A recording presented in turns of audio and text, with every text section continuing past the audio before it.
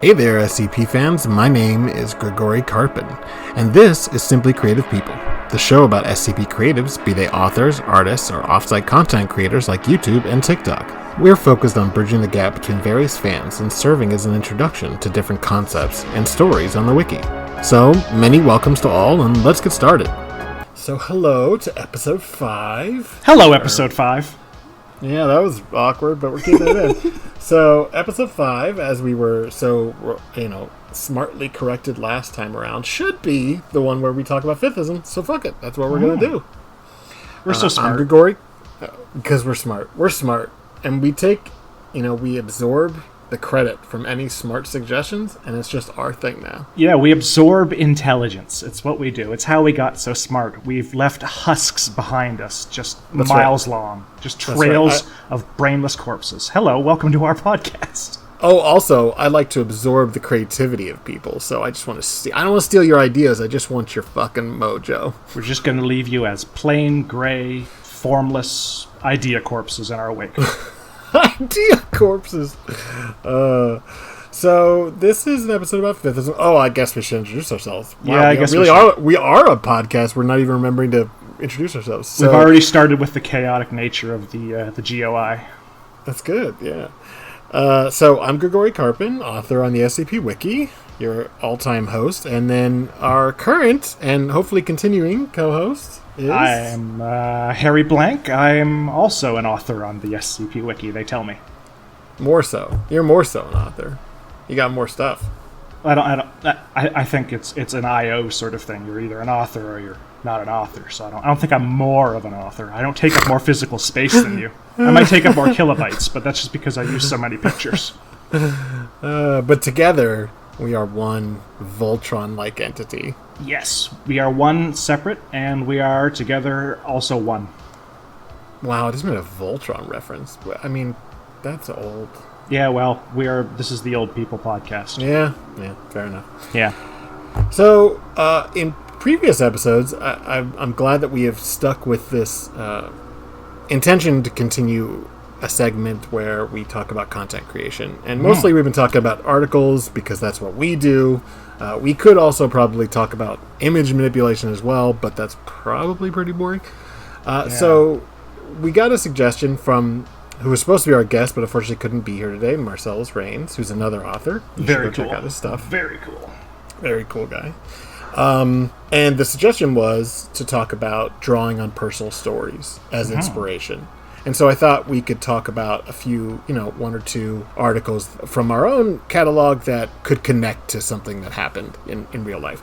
Or mine are more general, but turning shitty times into creative wonderfulness. Or turning nostalgic, pleasant times into shitty stories of shitty experiences. No, I don't do that. I prefer to ruin all of the good things that have happened. To you or to everyone? Yes. All right. Well, did you have any articles you wanted to talk about, some personal inspiration for? Yeah, the one that comes to my mind most immediately is a fairly easy one. It's even not a very long article, so it has that going for it in most people's minds. 5162, SCP 5162. What the hell did I call it? They all have names. The Wait. It was called The Wait. Oh, right. I like this one a lot. Thank you. It's a personal one for me because it is, in a sense, it's the most creatively lazy that I have. Because I took a dream and I took a false memory and I wrote them down, basically, because they had a certain linkage that I could see between them. The dream that I had is this sort of standard stress dream. Your brain crying out that you're worried about something, and it was the idea of standing in an empty space, holding up an immeasurably vast cube of weight, and just being unable to put it down, because if you put it down, everything would fall apart. And just this sense of your brain trying to find an unnecessarily metaphorical way as the gray matter slashes around between your ears of saying you're worried about obligations in your life. Just this idea of weight pressing down. And I thought that was a very powerful image. But I also had this weird false memory, which is almost certainly misremembering a dream of being out on a sailboat, going out into a little crater lake, a secluded little area of water, and being able to see all the way to the bottom of it, to the stone, and there being an ancient sailing ship just sitting there at the bottom of the water. And it's just, it's huge. It's a great, big, gigantic galleon sort of ship right there, and you can see it, and the water is unnaturally clear, and just swimming in the water with the sailboat there, looking down at this gigantic sailing ship that's all under the water, and just being oppressed by the thought of how vast and unmanageable that thing under the water was. And these both struck me as weird metaphors for stress, for things you can't control. And so Absolutely. I combined these two in my head into sort of this weird, esoteric, magical stress sink that somebody had made ages ago that is continuing to plague people to this day, and completely cheated because it was my memory and my dream, so I just stuck my author avatar in there and said, this happened to him. Very original and clever.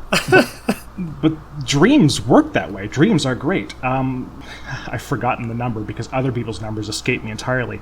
But a J. Dune article. My numbers are hard to remember. So Yeah, I can remember some of your numbers and almost none of anybody else's. But J. Dune has an article called "Dr. Rockefeller Always with Teeth." Oh my god, I fucking love this article so much. Well, I'll find the number after the break. But he wrote this based on a dream that he'd had, and it was just so vivid. This dream of this guy, this scary, weird, goofy old man named Dr. Rockefeller, who had this catchphrase, "always with teeth."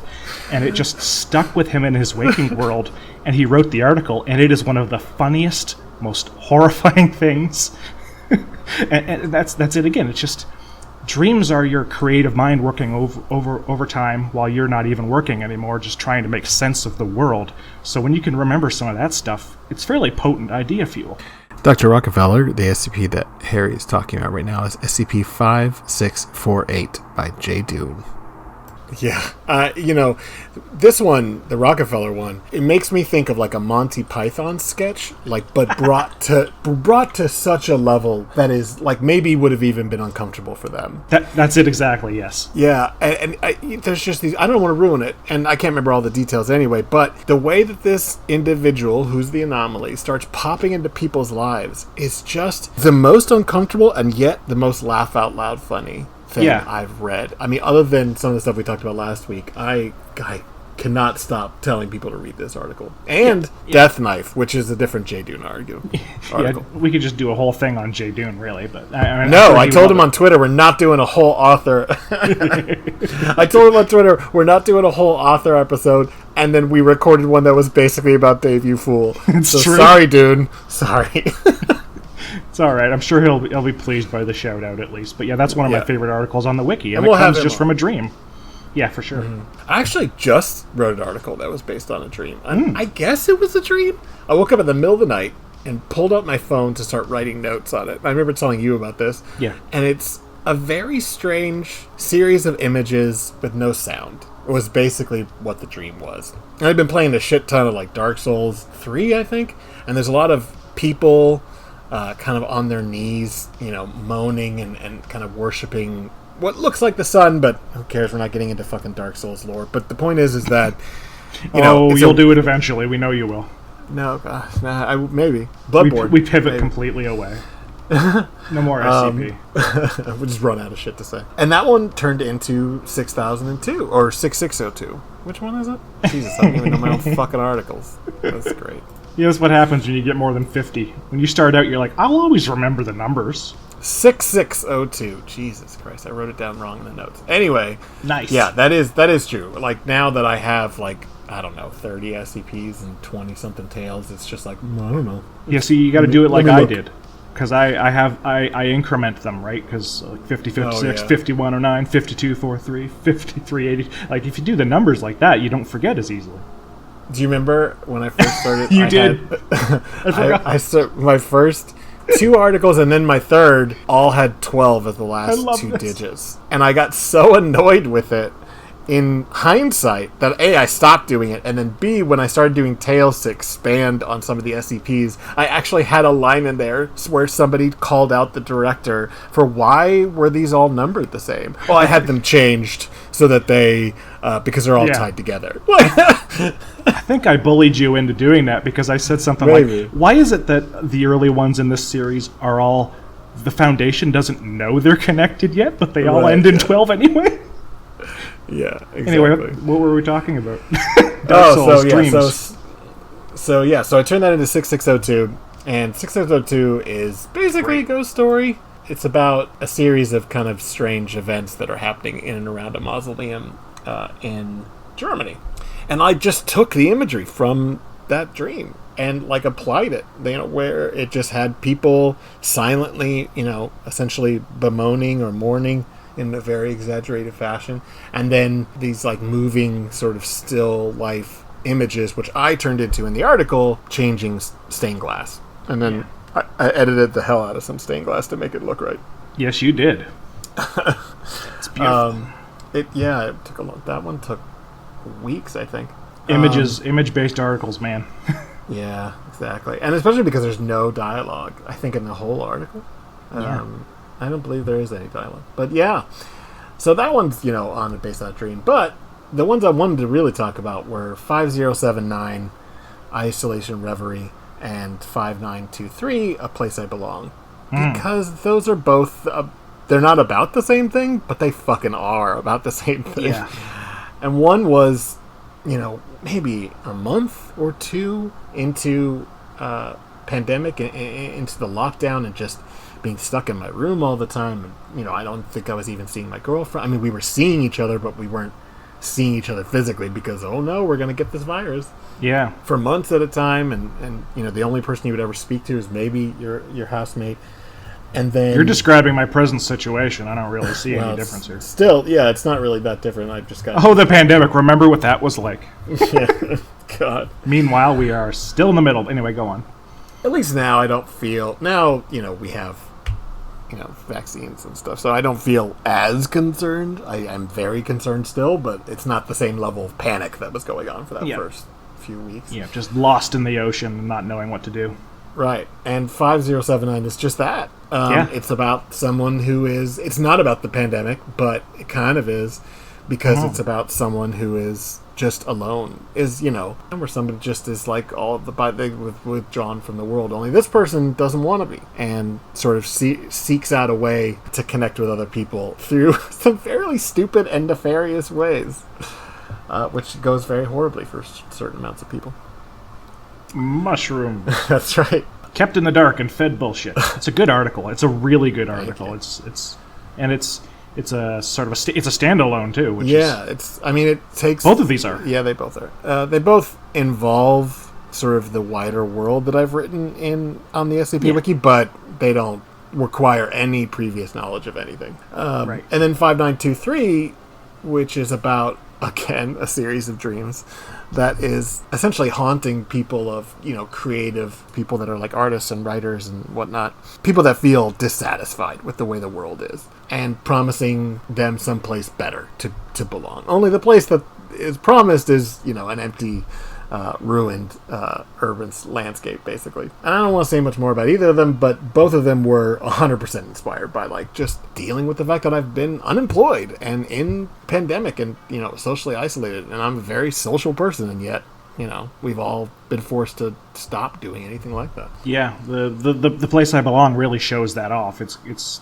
a really, really evocative article, especially in the written imagery, and you also set it off with the visual imagery, and it's Thank you. Easily one of your best articles. Thank you. It's a terrific one. Yeah, it's probably my favorite that I've written, and it is not my most successful by any means, but it certainly has been the one that's got, I think, a lot of attention. There's been some pretty great fan art by like Aetherist, and there was even an adaptation by SCP Archives for it, which is the only one I've gotten for that, but I love it, and I have totally listened to it more than once. See, that's how it goes. I think I'd be deeply suspicious if I found somebody on the wiki whose favorite article that they wrote is their highest rated article. I think I'd be like, I don't know if I trust that person. I don't know. I guess if it was Moto 42.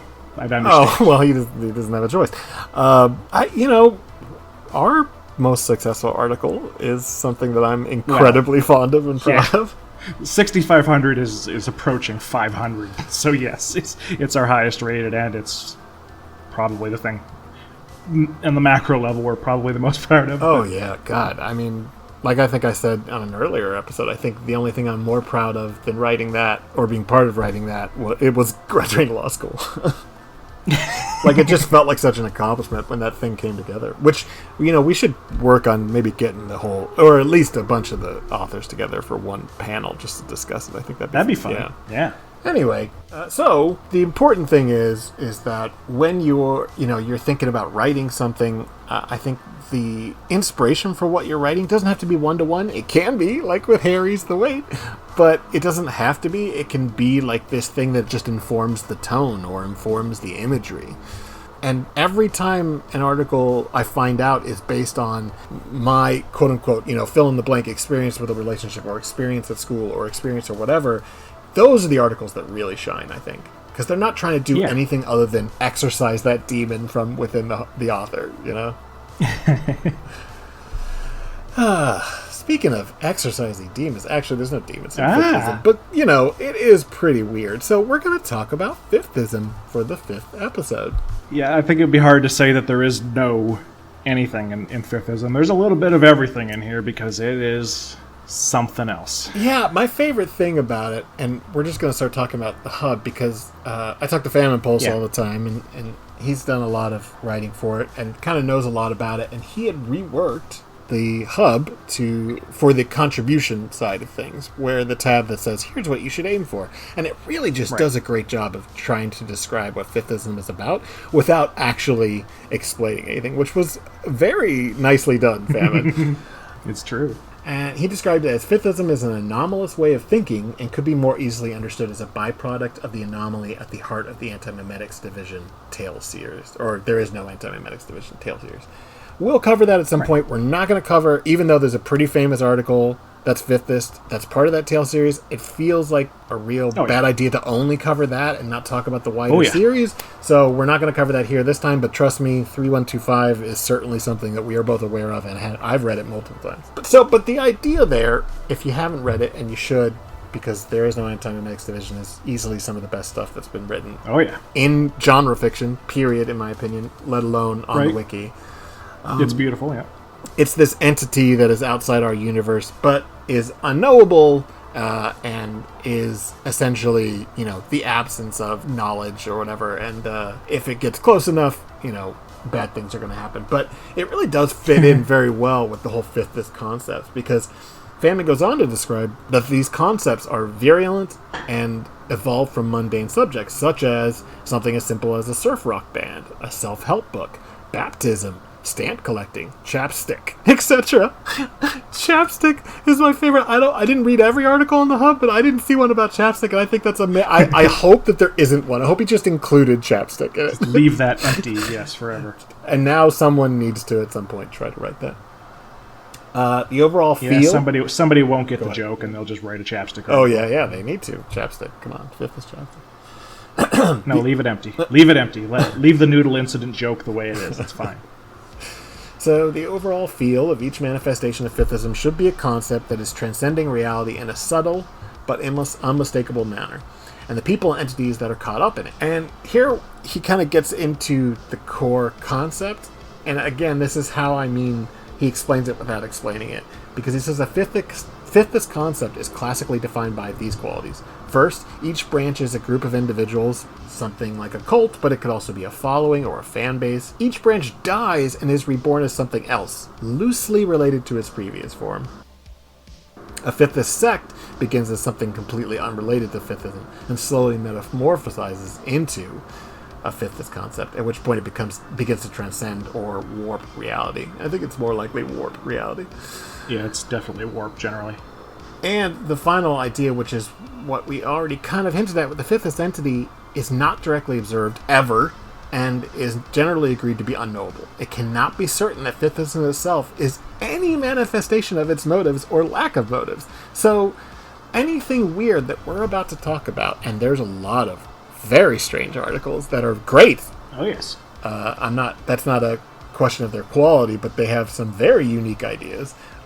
Maybe at the core of this, the entity that's inspiring it, or entities, we have no way of knowing if anything that these people are doing has anything to do with what they want or don't want.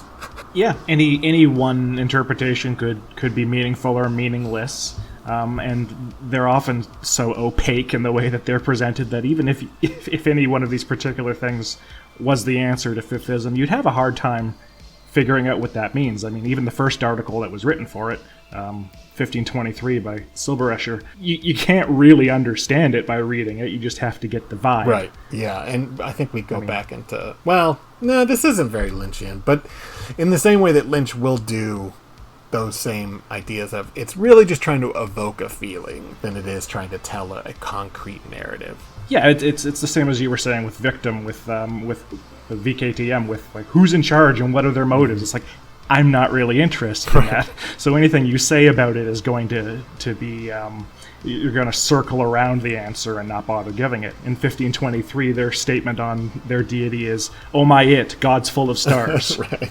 There's a lot of starfish and stars and the number 5, and that's about all we ever goddamn learn about this entity, which is fine because anyone trying to sit down and really concretely describe it, it's gonna backfire. It's not gonna be a good article, I think. Probably. And see, that's what I think is cool about it, though, because it realizes something in Lovecraftian cosmic horror that Lovecraft never did, because he's always got the people going crazy, and he says they've gone crazy, and then they gibber a little, but because Lovecraft couldn't write dialogue to save his worthless life, it never comes across very well. Whereas almost all of the fifthist articles give you a sample of what someone sounds like when they see the color out of space in their mind, and they sound completely bonkers. And most of the articles are written by people like Famine Pulse and Silberescher, who are extraordinarily good at evoking just completely transcendental loopiness. Yeah, I mean, that's the best part I think, is the irrationality of it, right? I mean, the ideas that are communicated... You know, when I first read one of the fifthist articles, my first thought was, what? Like, I get how it made me feel, and I get the overall progress of the plot, if they're, as such. But I just feel uncomfortable, or I just don't understand, because it feels like you are talking to somebody that's off the street who is, potentially dealing with some heavy, dimension or some sort of psychosis. Not trying to speak in a demeaning way about anyone's mental health, but just in that same, like you said, like, it's not labeling someone as mad, quote unquote, the way Lovecraft would. It's like, well, what would this look like?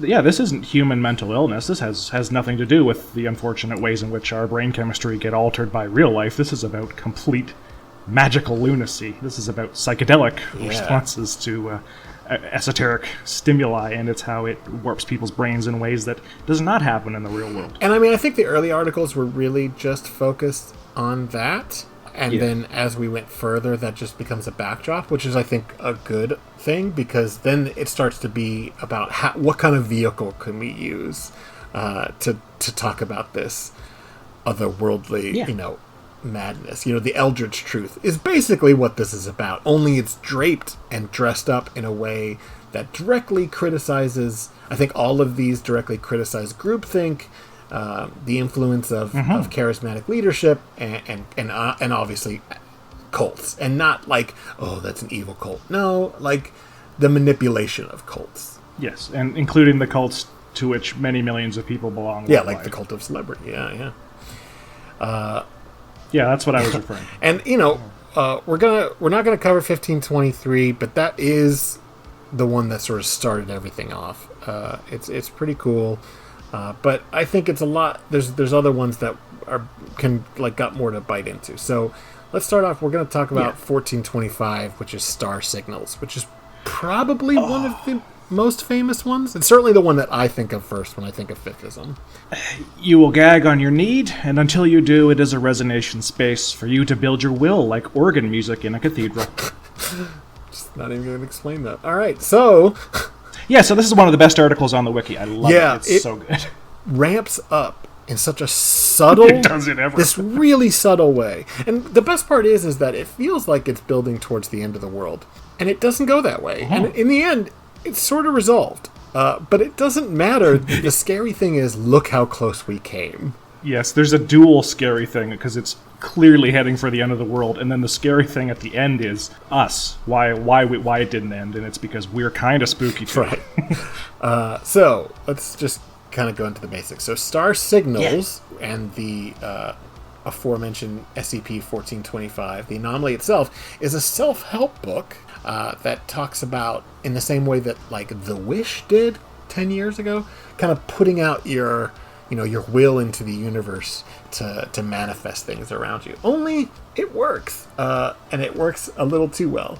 So it's a self-help book that reorders the brain of its readers, literally, making them violent and irrational, but not in a predictable way.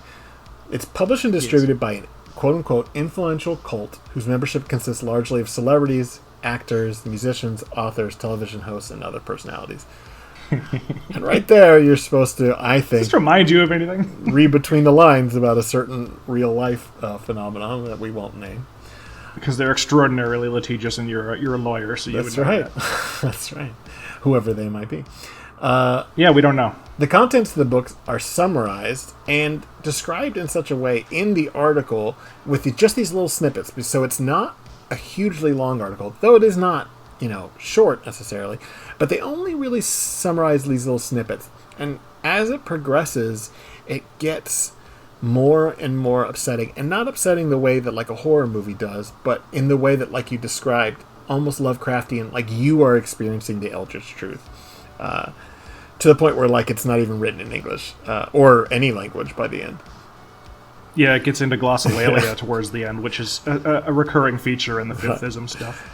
So they're very rational and unsettling, but they absolutely feel real. And what I mean by that is, I have never read a self-help book cover to cover, but I've certainly flipped through them, and it feels like those books, like The Wish, or like some of the more out there transcendental meditation books. Is it The Secret? The Secret, isn't that what it's called? Yeah, sorry, I keep saying The Wish, but yeah, I was going to let it go because we don't want to give them any traffic anyway. But Yeah, you said it fuck that. twice, so I had to say it. But there are other complete like, bullshit.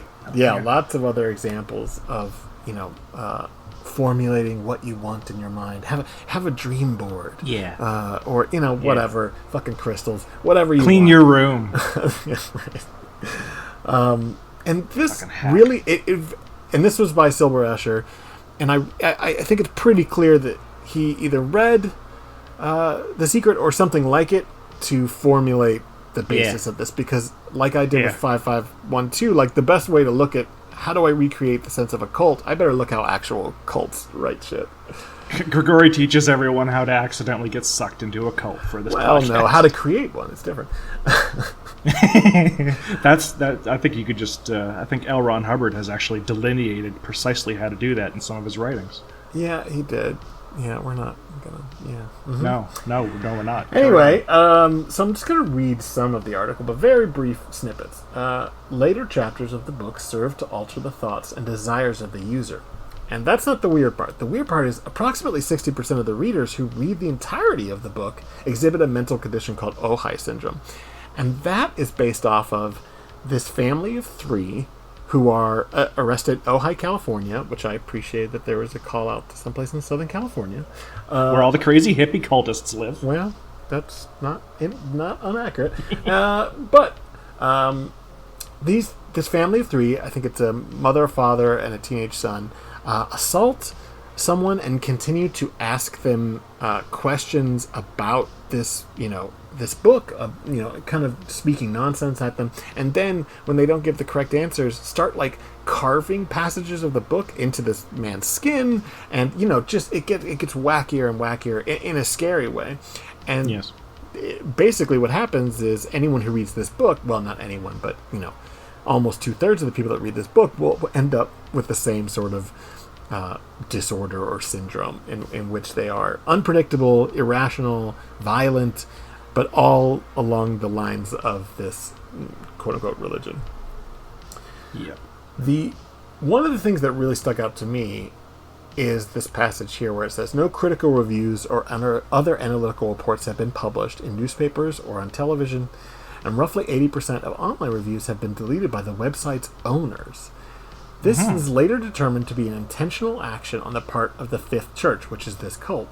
Part of the mind-altering effect is a reluctance to openly discuss the actual text of the publication, even in celebrity endorsements. So there's a lot of examples in the article of celebrities. And the best part is that some of the celebrities named are people that are attached to things in real life that are kind of similar. Yeah, I mean, there's no other cult full of celebrities that suppresses all information about their internal doctrines because it's so weird when they hear about it.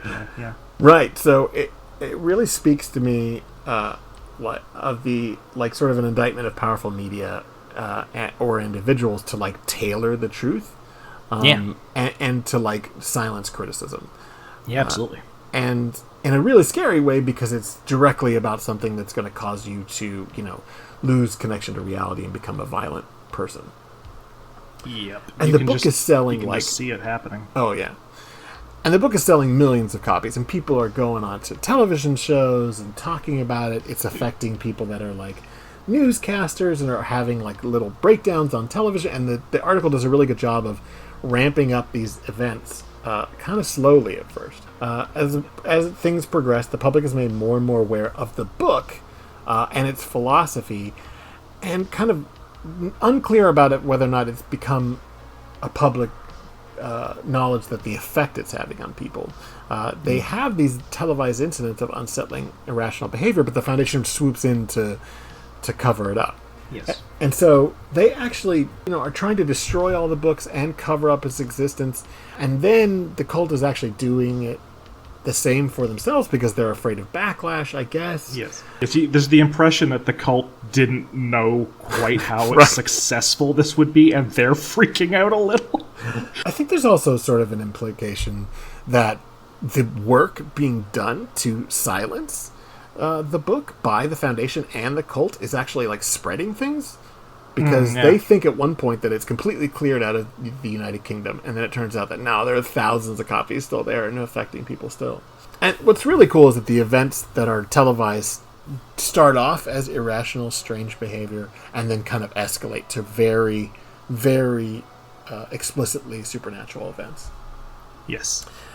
And many, many people are exhibiting this Ojai syndrome to the point where it's hundreds of thousands of people, and it really does feel like here's the end of the world. It's going to get worse and worse until the Foundation succeeds. It's able to eradicate it from public knowledge and actually erase the fact that it was ever a best-selling book or that any of these events took place. That right there, they start I think they use Project Lethe, which is another article that affects people's the general collective unconscious. Yeah. And so it's kind of implied that the Foundation not only did their typical authoritarian, cover up the truth thing, but they also used an anomaly to then erase knowledge of this. Yeah, they freaked out real hard and crossed the line just to make this stop, because it was starting to be more than they could manage completely. Yeah, and I mean the time scale involved is just in weeks. It's like in any zombie story when they start talking about the spread of the virus. You show a map or something like in the World War Z or something. And it's, and then it was here, and then it was here. Only it's this book. It's the star signals. It's the period surrounding this book. Yeah. There's a line at the end where they say, it's a hard notion to swallow even for a Foundation researcher that we could cut 3 weeks of Western culture from memory and history. That doubt is justified. It's we aren't as scary, the Foundation, as what was going on, but still pretty scary. Yeah, this is probably one of the earlier articles I saw that directly called out, which has obviously informed a lot of my work. This idea that, yes, we all understand the Foundation is the lesser of two evils, but maybe that's, not an order of magnitude smaller. Yeah, this is one of those things where it got so crazy and so fast that it's kind of you had to do such a crazy thing to make this stop. Maybe this was meant to be the one that told everybody that anomalous stuff existed. Maybe this was supposed to be the end point of the Foundation, and they're just nope. Especially because the attempt to silence, I think, allowed the wider spread of this cult behavior because, like you said, even the Fifth Church doesn't, or at least what we can read between the lines, did not expect it to spread like this. And I really do feel like it had as much to do with the Foundation coming in, erasing people's memories, covering up events, and then the book is still out there being handed between people, and some people are not warned ahead of time that, hey, this book is a really bad idea. It's like The King in Yellow. You don't want to read this fucking book. You can't stop the signal. I'm not going to go into the specifics of the events because I think that's the real star of the show. These little television snippets. And just know that there is a connection to stars. There is a connection to smoke. And I mean as a conceptual, but also as a physical, like particulate. And these concepts will continue to pop up here and there. Yeah, we'll be talking about that when we get to 1982. Yes. Oh, I love 1982.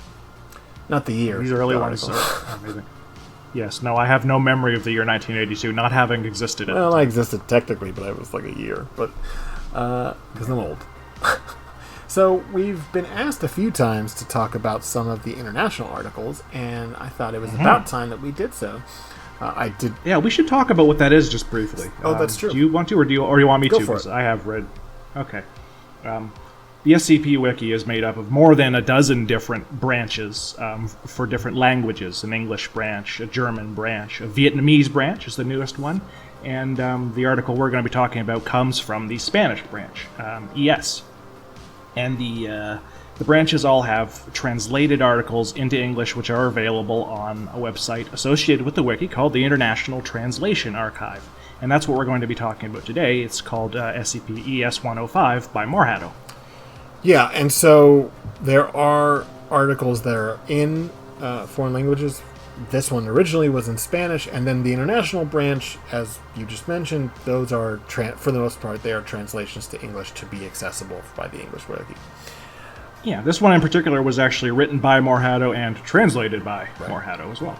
And they've translated a few of my articles as well to Spanish. And same. So this is SCP-ES-105. And it's a manifestation, I really like this one, a manifestation that appears at an altitude of 25,000 meters several days before events, and throughout the events considered important. And this could be a concert, a riot, sightings of unidentified objects, or creatures, which I like the idea that a concert is the same thing as a riot, is the same thing as a UFO. Yes, this truly is the everything but the kitchen sink GOI. Yeah, and I think this cuts to the heart of this GOI because what it is concerned with is people's attention. That's how the information gets spread. And so this is a strange replacement of heavenly bodies. It's altering the perception of those within the area, making them believe, but it's only within the area, that the firmament, or the stars, the sky, etc., currently present is non-anomalous, but it will be presenting a fairly anonymous thing, and it's not always the same. It can be all sorts of different phenomenon, but it'll replace one constellation, or it'll replace this section of the sky. Yes, I learned a new word from it, which is asterism, which is a symbol created by stars. I didn't know that one. That's a good word. I like that. Oh, like a asterism, like a constellation?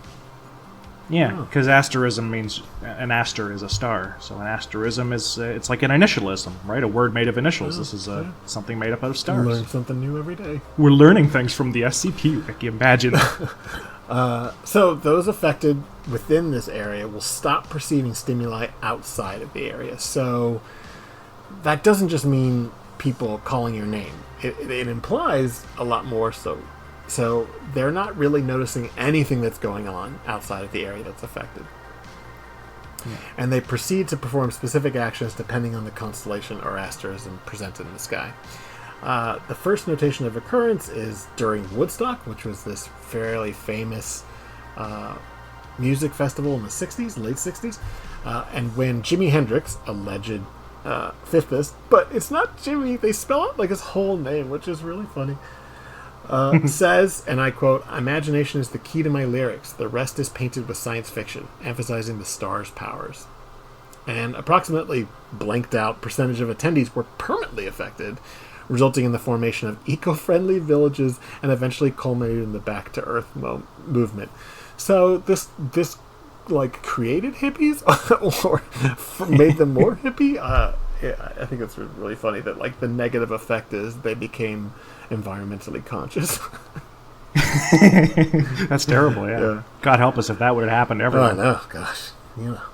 Another incident happens a few years later at a Vietnam War protest, and the UIU arrests 10 people who, quote-unquote, disseminated an alternative form of hippie, this is a direct quote, hippie philosophy, giving great importance to incense rituals, chants, stars, and the number 5, which is your first big clue. Hey, this is fifth. Yeah. The article goes into a log of all these different events, and like a lot of these articles, those are the star of the show, and so I don't. The star of the show.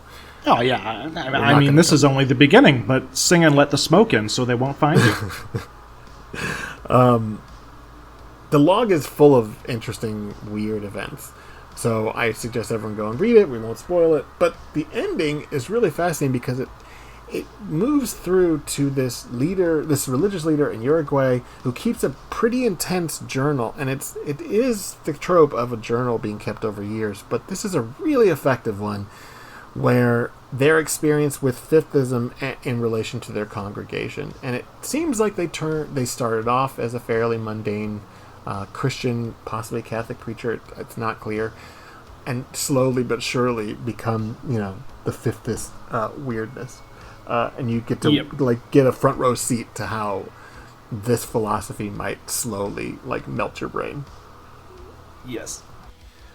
So yeah, go check that one out on the International Translation Wiki, where you can find really all kinds of really awesome stuff. I've used some of it to reference in some of the works that I've done. So, if you go to the wiki and you go to sister sites, the first button underneath that drop-down menu is the SCP International, and that's where you would find this and many other articles. Many. So we're going to talk about an article by Famine Pulse, who is one of the authors that has most influenced me, I think, and is exceptionally talented at writing articles that are just unsettling and strange. And don't ever stop to explain anything. No. Famine Pulse is incredible. Yeah, he really is. We'll not be describing it, but he wrote 2 articles I think everyone should go read, which is Worry and Sweat Mother, which is, I can't remember the number of Sweat Mother. Yeah. But they're both just madness. Worry is one of my favorite things on the wiki. It's this beautiful, just Lewis Carroll style, just it's absolute madness. It was written for the Canon Renaissance contest, I believe. Right. And it was completely off the wall lunacy in book format. It's one of my favorite bits. It's like what if Chaucer wrote really, really strange shit. Yes. Yes, not that 1982 is the one we're going to get to here is particularly normal either, because Famine is just incredibly talented at gibberish that makes terrible sense. Yeah. Again, very evocative. And I've talked to Famine a bunch, and I know he's a big fan of Lynch, and I think I see that influence pretty clearly.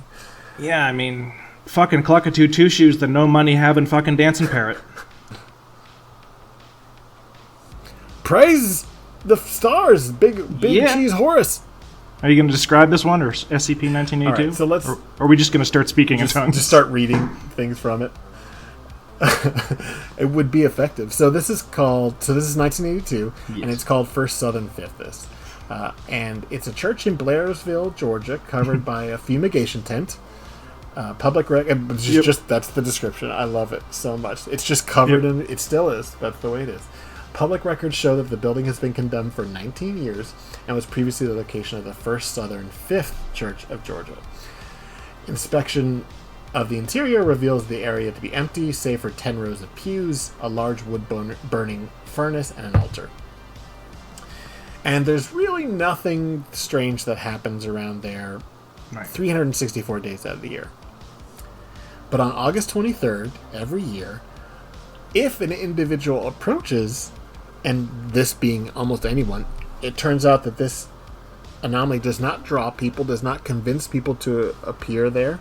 It's just if someone happens to approach it on this day, an individual will stick his head, just his head, and there's a great image in that article, sticking out of the fumigation tent with a pipe in his mouth, and he'll call himself Celebration Big Cheese Horse.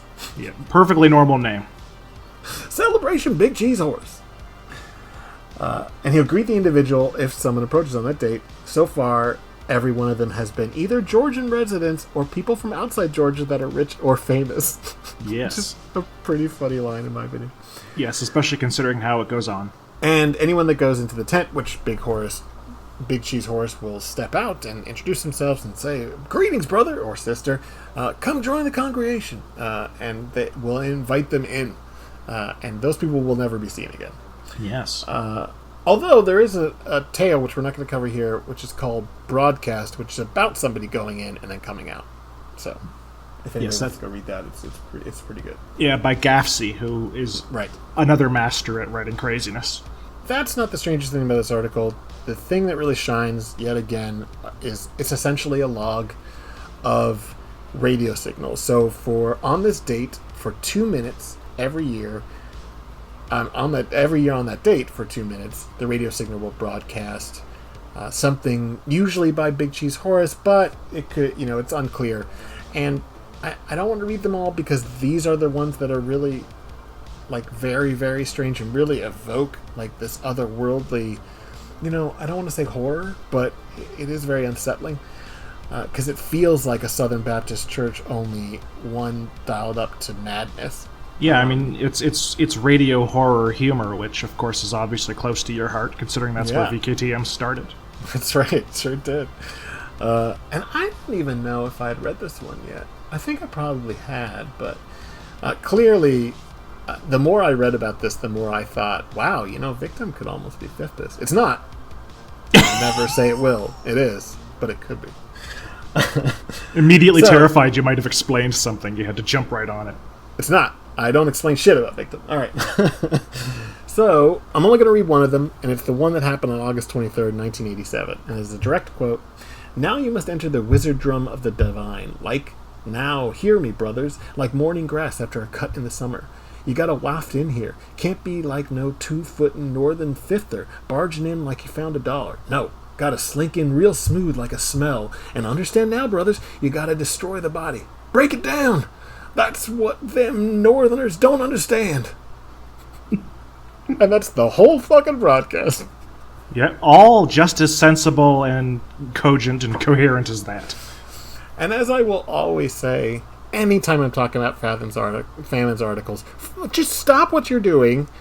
Don't stop listening to this. But right after you're done, go and read 1982 and anything else by Famine Pulse, because they always involve the most uncomfortable and unique, usually recordings. He really shines when it's like a VHS or a radio broadcast, and it's just these little snippets of content, and you are left wondering, what the fuck kind of world would create something like that?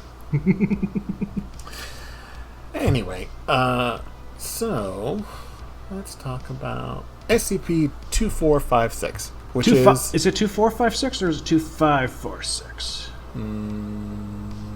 Have I got it right, or have you got it right? It is 2456. Yeah, I just checked. Okay. Well, yeah, all right, fine. 4, be that 5, way. 6. Be correct if you insist on your own podcast. Be correct.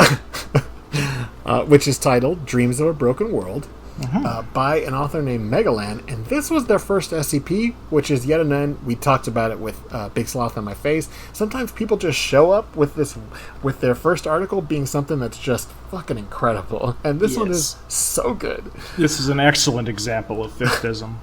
I can't believe this one was the first article. It's just so weird and great. Yes. So it's a memetic parasite. That the anomaly is a memetic parasite that is present in an estimated 0.7% of the human population. So that doesn't seem like that much, but if you think about it, 0.7% of 6 billion or 7 billion is a lot of people. Yeah. Signs of infection include, but not limited to, an affinity towards astrology, astronomy, and or various pseudoscience, an increased proficiency in speaking foreign dialects, particularly those in the Balto-Slavic and Afro-Asiatic regions, prolonged episodes of acute psychosis and paranoia, just thrown in there, OCD and a high attention span for geometric shapes, patterns, and sequences of 5. Represent. And dissociative identity disorder. So these are the signs of the infection, but they're not the anomaly. Yeah. The anomaly is individuals who are infected could trigger after several stress triggers have been activated. It's unclear which ones are. The Foundation doesn't quite understand it. And they undergo what they call an alpha event, where they go down hard for 3 to 4 days of REM sleep for 96 hours or whatever. Yeah. They wake up, drowsy, obviously, out of it, and they report a series of cryptic/vivid dreams that usually consist of visions of past prophets or assorted theologies being executed by a saber, or a theologist, being executed by a saber or sword, and celestial bodies, quote-unquote, dancing in the sky. Yes. These individuals, without exception, start preaching a new philosophy. And the cool thing is, each one of them seems to be a unique philosophy. Yes. Which spread the infection. So this is how the infection actually gets spread, is people that go through this event start preaching, and then the people that hear it, but with direct auditory context. So you couldn't just listen to a recording or read a transcript. Of a little lambent lyre lurking in a lonely sea. Think 5 irrational thoughts a day. All these philosophies are always monotheistic. The individual who becomes the prophet, quote unquote, will begin as a variation of existing theology. Sorry, the philosophy will begin as a variation of existing theology. Yes. The number 5 will appear frequently in the written doctrine. Godhead figures are synonymous with the sun and are believed to bring about a future apocalypse. Mentions of a non-existent, I don't know how to pronounce that word. Some kind of sea uncommonly appear in Scripture. Foundation research is currently searching for a correlation with that and some blacked out SCP. Many references to celestial objects based on existing astronomical knowledge of the time.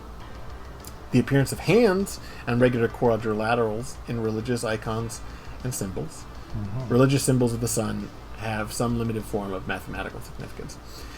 And so the file goes into the fact that, okay, here's how these unique and very strange religions get started. They get started because of a memetic virus, or parasite, excuse me. They get spread through preaching. And then when people get infected, they then become not only the host, but the vector, and they form their own philosophy. And so this is this really weird kind of subtle backdoor explanation for cults and small individual belief groups. Yeah, this is like a weird little esoteric additional religion generator. Yeah.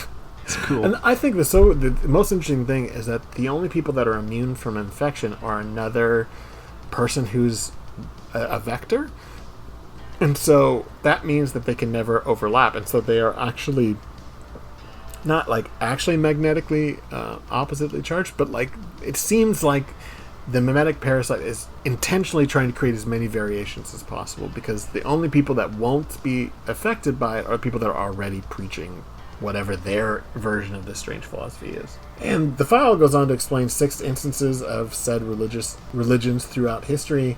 And again, some of the other articles we talked about today, those are the really, really good stuff, because all this is lead up to these various examples. The fun thing about it is how historically accurate it feels. It even borrows some actual history. But the file talks about all these different cults that sprung up that had these far-reaching effects that it turns out everyone is potentially infected by. Which is just crazy. I mean, the fact that 0.7% of the human population already carries the memetic parasite, and we don't know what triggers it. The background threat of this anomaly is pretty intense. Yes. Which, that's, I think, basically the secret to almost all the fifth-ism is, don't explain it entirely. Have it be about some unknowable ultra truth. Oh, and also, at any point, any of these could end everything. And above all else, make sure there's at least one insane quotable line in there somewhere. Yeah, that really... why I feel like I would be intimidated to write something fifthist is that they really need to be charismatic, strange as fuck, and like unconnected to reality. Yes, I feel like there almost needs to be some level of doing drugs involved in here, as 1982 says, only round souls, squares don't fit in this hole. And I feel like that might exclude me by default, being the straightest edge of all, in my pathetic inability to consume any kind of hallucinogens whatsoever. Oh, yeah, I've messed around with some, they're not for me. You're from California. Well, yeah, this stuff is pretty common here. Like, in high school, I got offered stuff. Yeah. Anyway. I have smelled pot in a dorm room many times. I'm sorry, are you joining pot to hallucinogens? I think we just established that I'm as completely unaware of any kind of gradation of hallucinogens. Oh, goodness. All right, anyway. I have caffeine. That's what I will know. Caffeine's real good. I like caffeine. Yes, I haven't loudly opened my can on the air yet today, but that will be for the second half of this. I'm going to change it up a little because Fifthism is all about chaos. Well, actually, why don't we pause for break? We? Because we're pausing for break. It's about an hour in. We'll keep going with the list after that.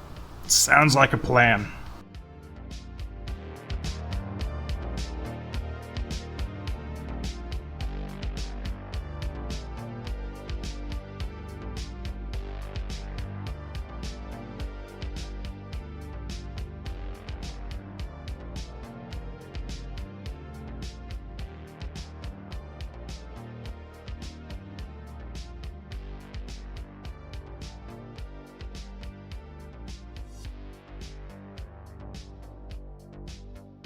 So we are back, and something I mentioned on Twitter, but I want to make sure we explain here. There are dozens of articles that are fifthist, so we are not going to be able to cover everything, even close. We'll probably come swing back around. For, like I said earlier, There Is No Anti-Memetics division is strongly influenced by it. There's also Constellation of Starfish, which we're not going to cover. So just so, if anybody's wondering, why didn't you cover my favorite one? Well, there's so many where we're trying to get like a broad understanding before we come back to it for a second episode possibly and do like a deep dive. That's right. So another one by Silber Escher, which is 3005, and it's entitled A Light That Died by Silber Escher. Yeah. So currently it's uncontained by the Foundation and needs to be located ASAP. That's the best part about the early stages of the special containment procedures, is that it's like, hey, listen, we lost this thing and we need to get it back. Yep. But a catastrophic containment breach destroyed the facility and pretty much all of the records. So we don't have any information about its appearance, its behavior, or any of the properties. The only thing that we have is a test log, and it's not even a complete test log. Oh, but it's such a wealth of information, my friend. It's everything you could everything you could possibly want to know about the anomaly. They're chained and lobotomized, but all it takes is to catch the surf. So this test log, and I will say that for the most part, articles that rely too heavily on test logs are not my favorite, but this one is really short, sweet, and just right to the point. And I think that this article was written for the 3000 contest, but I'm not sure. Yes, I believe it was. And it's such a short, and efficient article at essentially describing the process of madness. Mm-hmm. And the best part is that not only do they never talk about the fifthist entity, there isn't even a description of the item. No, all you get is a sense of there being pink light that's making people go weird. Right. So the test log is set up such that whatever was input to this anomaly, whatever the distance from the anomaly when it was input, the time, what was output, and the comments. Yeah. And that's all we really know for each of these entries. And I'm not going to read them all, but I'm just going to read the first few. An apple, which is the input, and its And the output is rendered partially indistinct visually and to touch. Now, dig into that for a second. That means you don't know if it's there or it's not there, but you can definitely tell something's there, and it's an apple. Yeah. We made the apple vague. We have found an apple vaguer. It's visually indistinct and to touch. Indistinct from what? The air? Like, it's just Indistinct so to touch is a horrifying phrase. That's right. So not only can you not tell what it looks like, you can no longer tell what it feels like. It's like people on the internet. Yeah. 2 kilograms a cube of iron, and the output is block continuously vibrated slightly for approximately 64 minutes after exposure. And the notes describe the researcher complaining about a ringing in the testing chamber, which was really uncomfortable for them. And then when it's tested again, it rings for a similar amount of time. The only comment is the researcher saying, it sounded better this time. You're starting to see the slight creep of insanity working its way in. And like a classic article always will, once they've tested some inanimate objects, well, it's time to test some people. Mm-hmm. Lots and lots of them. Yeah, there are a lot of individuals, mostly D-class, although not all, who get input into whatever this anomaly is. And at first, it's pretty, schlocky stuff. They get shredded, they're, vaporized. Flung apart. Violently ill. Flung apart, they're violently ill. They have psychological damage. And then after a little while, it becomes less straightforward horror and becomes babbling about how the object wouldn't let him near, threatened somehow to send him somewhere else and then be free. Mm-hmm. And this was upsetting to this person.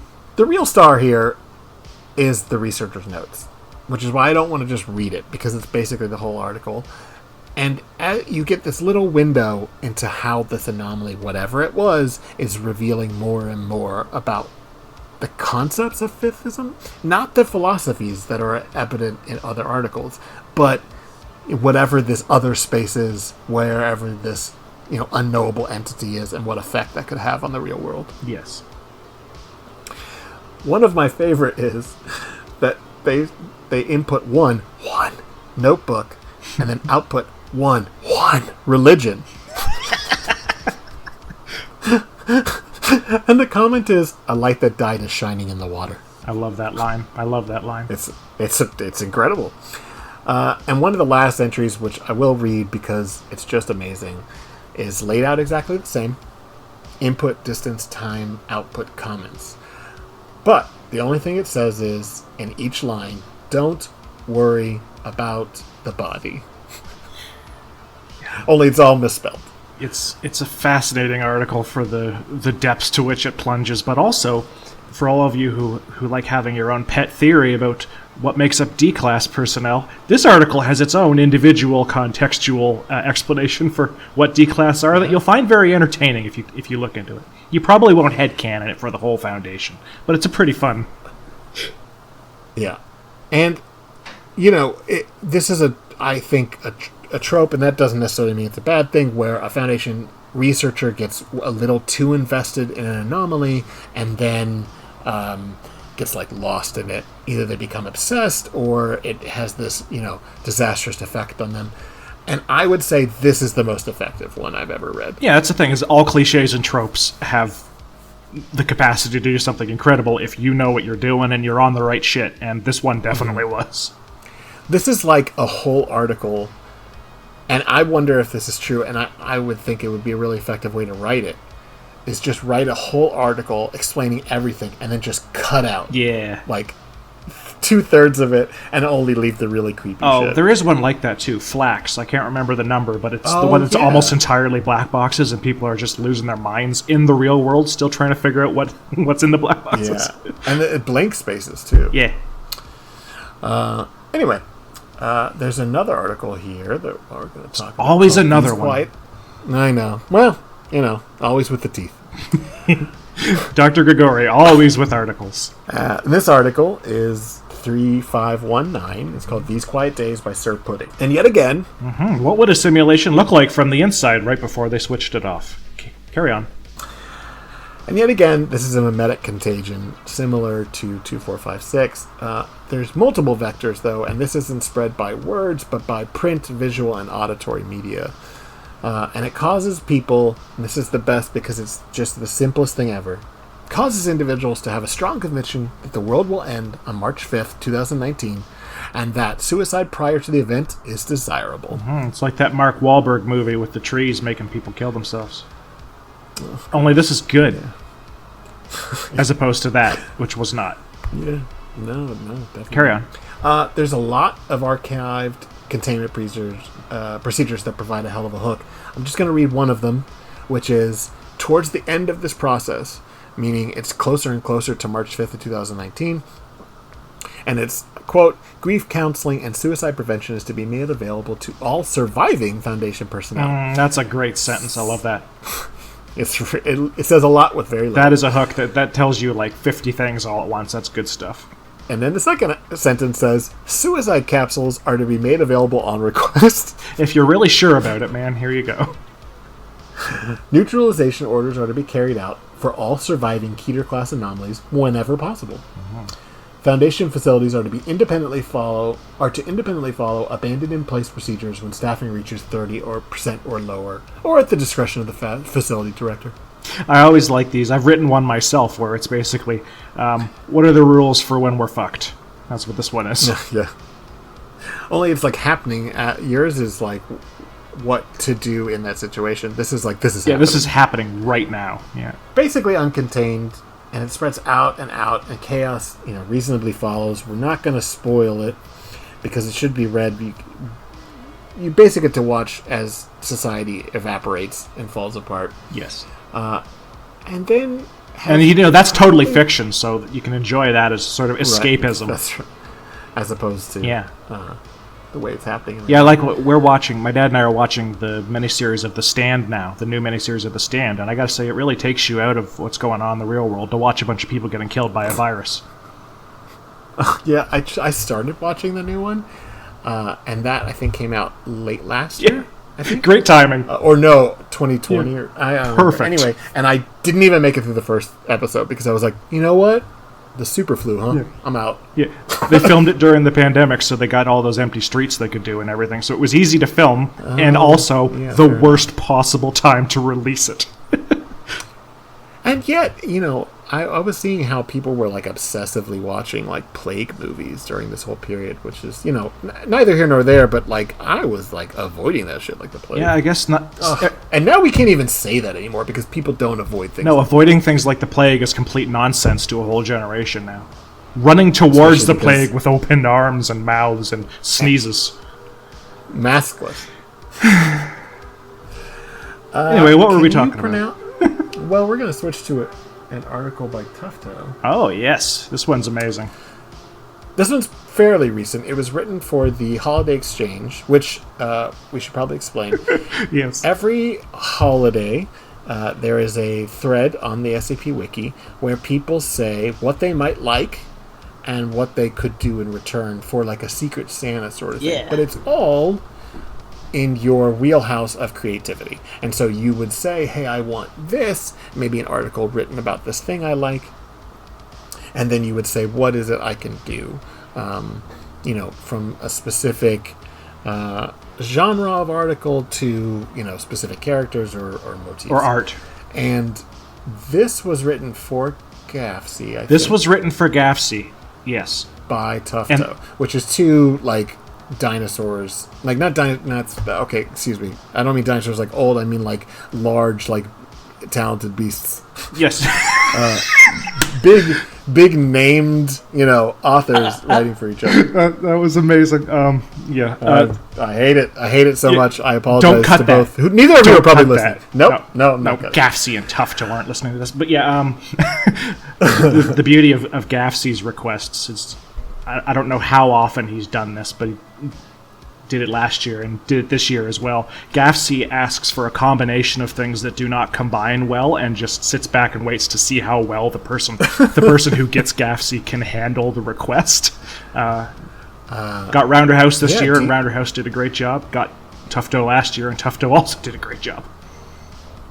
Yeah, this article's incredible, and It's not obviously fifthist until you kind of get into it. He asked for a combination of his character, Lyle Burnley, I will talk about very briefly after this, just quickly, and fifthism and IJMEA, the Imperial Japanese Anomalous Matters Examination Agency. Things that don't go together at all. And then they did. Yeah, it's really great. So, yeah, talk about Lyle Burnley. Oh, yeah. Lyle Burnley I know particularly from an article on the Wanderer's Library called The Last Will and Testament of Lyle Allen Burnley, Heresiographer. Burnley's a character, shows up in a bunch of GAFSI stuff. Rounderhouse really, really loves this article and has written a bunch of stuff about Burnley on the wiki, the SCP wiki, but also I think on the Wanderer's Library. Burnley is kind of an intellectual explorer of weirdness and esoteric stuff. It's kind of like a Lord Blackwood thing, but he's exploring more intellectual weirdness. He's kind of like an intellectual Indiana Jones type, going into all these other weird locations and looking up all of these bizarre beliefs. And it's a lot of fun, but it's also usually got a bit of a bite to it. I think The Last Will and Testament of Lyle Allen Burnley, Heresiographer, is one of the coolest articles on the wiki, because it's him going through and leaving all of his earthly possessions to people, and every single line hints at some gigantic, enormous, weird story that must have happened in his incredibly difficult and complicated life that makes you want to know more. It's like an entire page of story seeds that make you go, oh, I bet you that was... Oh, what was that? Oh, I want to know what that story was. That's good. Just one line at random. To the waters of the ocean, I leave those accursed books that will not burn. It's... Oh, that is a whole... That's like an epic. You could tell an entire epic to explain what that meant. Yeah, and slowly but surely it's being filled in over time. Not these specific examples, but the exploits of Burnley, and that's part of the core of this article, although not the main thrust of it, it turns out. Yeah, so it opens with a quote from Burnley. To be a heresiographer is, by its very nature, to take a specific position and look out from that vantage. For something to be a heresy, it must be defined against orthodoxy. And of course, to call something an orthodoxy, or a truth, or a certainty, it must be defined against that which is unorthodox, or a lie, or the certainty that something is not so. To define something as truth implies the lie shaped around it. Early heresiographers, those Muslims and Christians of the Middle Ages, had the certainties of state-backed dogma to guide them. They were the orthodox, holding a divine truth backed by the ruler's power and the whole constellation of civilization. But the modern heresiographer, we can never know with absolute certainty which tradition, which truth is correct. What are we to do? How do we define the divine truth, and thus what is heretical to begin with? Yes. It is not an easy task. Some would say it is impossible. Indeed, we shall never know the whole of it. All we can do is get glimpses here and there, flashes of illumination that allow a few brief moments of true definition. The heresiographer's task, then, is to determine that which is an untruth and yet nevertheless exists. So we're dealing with a higher level of tone here than you might expect from the poop statue website. This is it's not philosophical, but it is very interested in the way that we view historical events. It's a philosophy of knowledge. It's very, very, very academic, but also presented in an appealing literary way. Yeah, it really reads like a very compelling historical article, like a lot of really good tough things. Like you're talking to an academic who actually knows how to lead an audience. Is not just writing for other academics. Exactly. Yeah, exactly. So the anomaly itself is a ruined IJMEA base constructed during World War II in Vietnam and was intended to research and then weaponize an anomaly. The facility was eventually destroyed, but before that, it would anomalously change shape and have an effect on either the mental or the physical state of its occupants. Yeah.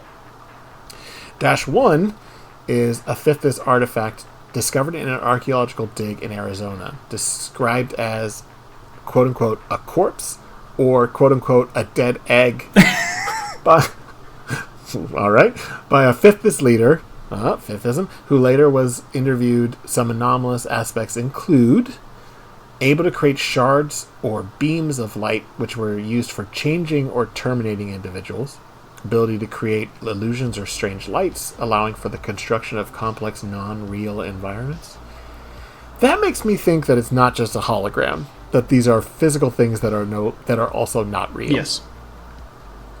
Ability to alter and grow the man-made structures, ability to enhance the growth of plants, ability to provide enormously large amounts of power as utilized by Ajimia during this operation, the ability to create a doorway, and then you can read more about that further into the article, possessing a degree of semi-sentient thought, though possibly a reflection of the thoughts that are of the people using it or surrounding it. Yes. So, Burnley actually is in Vietnam doing his heresiography for the French colonial powers. But while he's there, he has this object. And he splits it in two. As all good colonial subjects do. Or colonialists, rather. Well, he brought it with him. This is something that came out of an archaeological dig in Arizona that he got from the archaeologist, one Henrietta Jackson, and then he takes it with him and decides, following an agreement with an unknown nature with the archaeologist, to split it in two. Yeah, that's beautiful. Of course. Take somebody's artifact out of where it's from and then take it somewhere else into someone else's country and fuck them up with it. He splits them in two, saying in his own hands, suspect this was perhaps something related to the fifth god, but not of it. A similar substance with a similar origin, but ultimately unconnected. Lacking a shape to mold itself, composed of enough minds, it had no psychic power at all. Which says a lot. Like, it doesn't have a shape itself, it molds everything around it. Right. And some of the other articles that I've read that we won't go into kind of start talking about the fact that the fifthist entity, and this is certainly at the core of There Is No Anti-Memetics division, the fifthist entity is something that, like, consumes or replaces ideas. Yes. In the actual idea space. So something that is consumed by this entity or gone into that space is then now gone from the world. Right. And this makes sense if this was related to that, because it, has no shape to itself but can shape everything around it, which is like an overriding of local reality without it actually becoming part of reality. Right. So half of this thing is stolen while he's in Vietnam in the 30s. And then when he's about to leave the country, the French colonial authorities take the other half from him, and then just hold on to it. And it was turned over to the Ajimia as part of the surrender agreement to the Japanese Empire. Yes.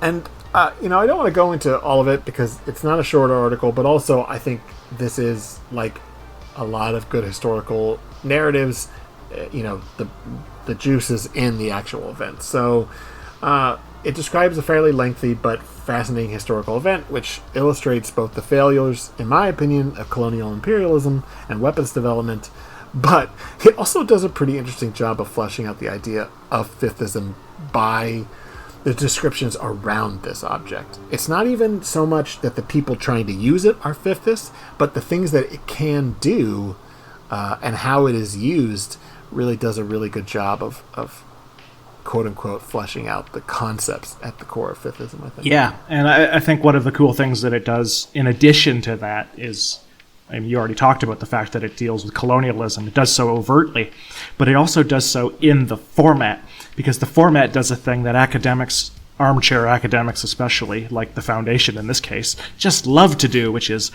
find the first white guy who lives near you who will talk about the thing and ask them what happened.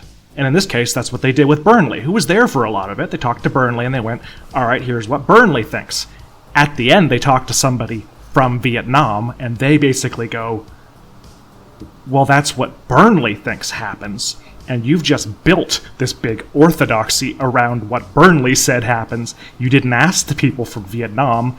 You've created an orthodoxy out of Burnley's testimony, and that's just one way of looking at the truth, which is, of course, a complete failure to do what Burnley was doing, which is to examine all of these different perspectives, these heresies. You've basically made an orthodoxy out of the heresiographer's version of events. And it's talking about how multiple perspectives are what informs whatever the truth is, but the Foundation is just like, no, there's one truth, and it's what our informant told us.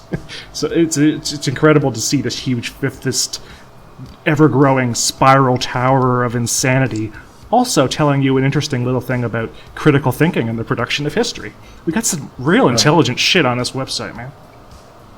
Yeah, and the way that propaganda is like even unconsciously shaped, like you said, it's asking the nearest white intellectual about it, and so it wasn't even intentionally trying to color the Foundation's perspective on it. They're not going into it trying to say, hey, this is what we should impose our truth on. Right. But it's like unconsciously saying, hey, the only person that we would trust to explain this is a person that looks like us. Right. Or, who's to say that the person, Dr. Maxwell, is a white person as well, but you kind of read into someone who thinks the way we think is essentially it. It has the same experiences. And like, well, what do they think?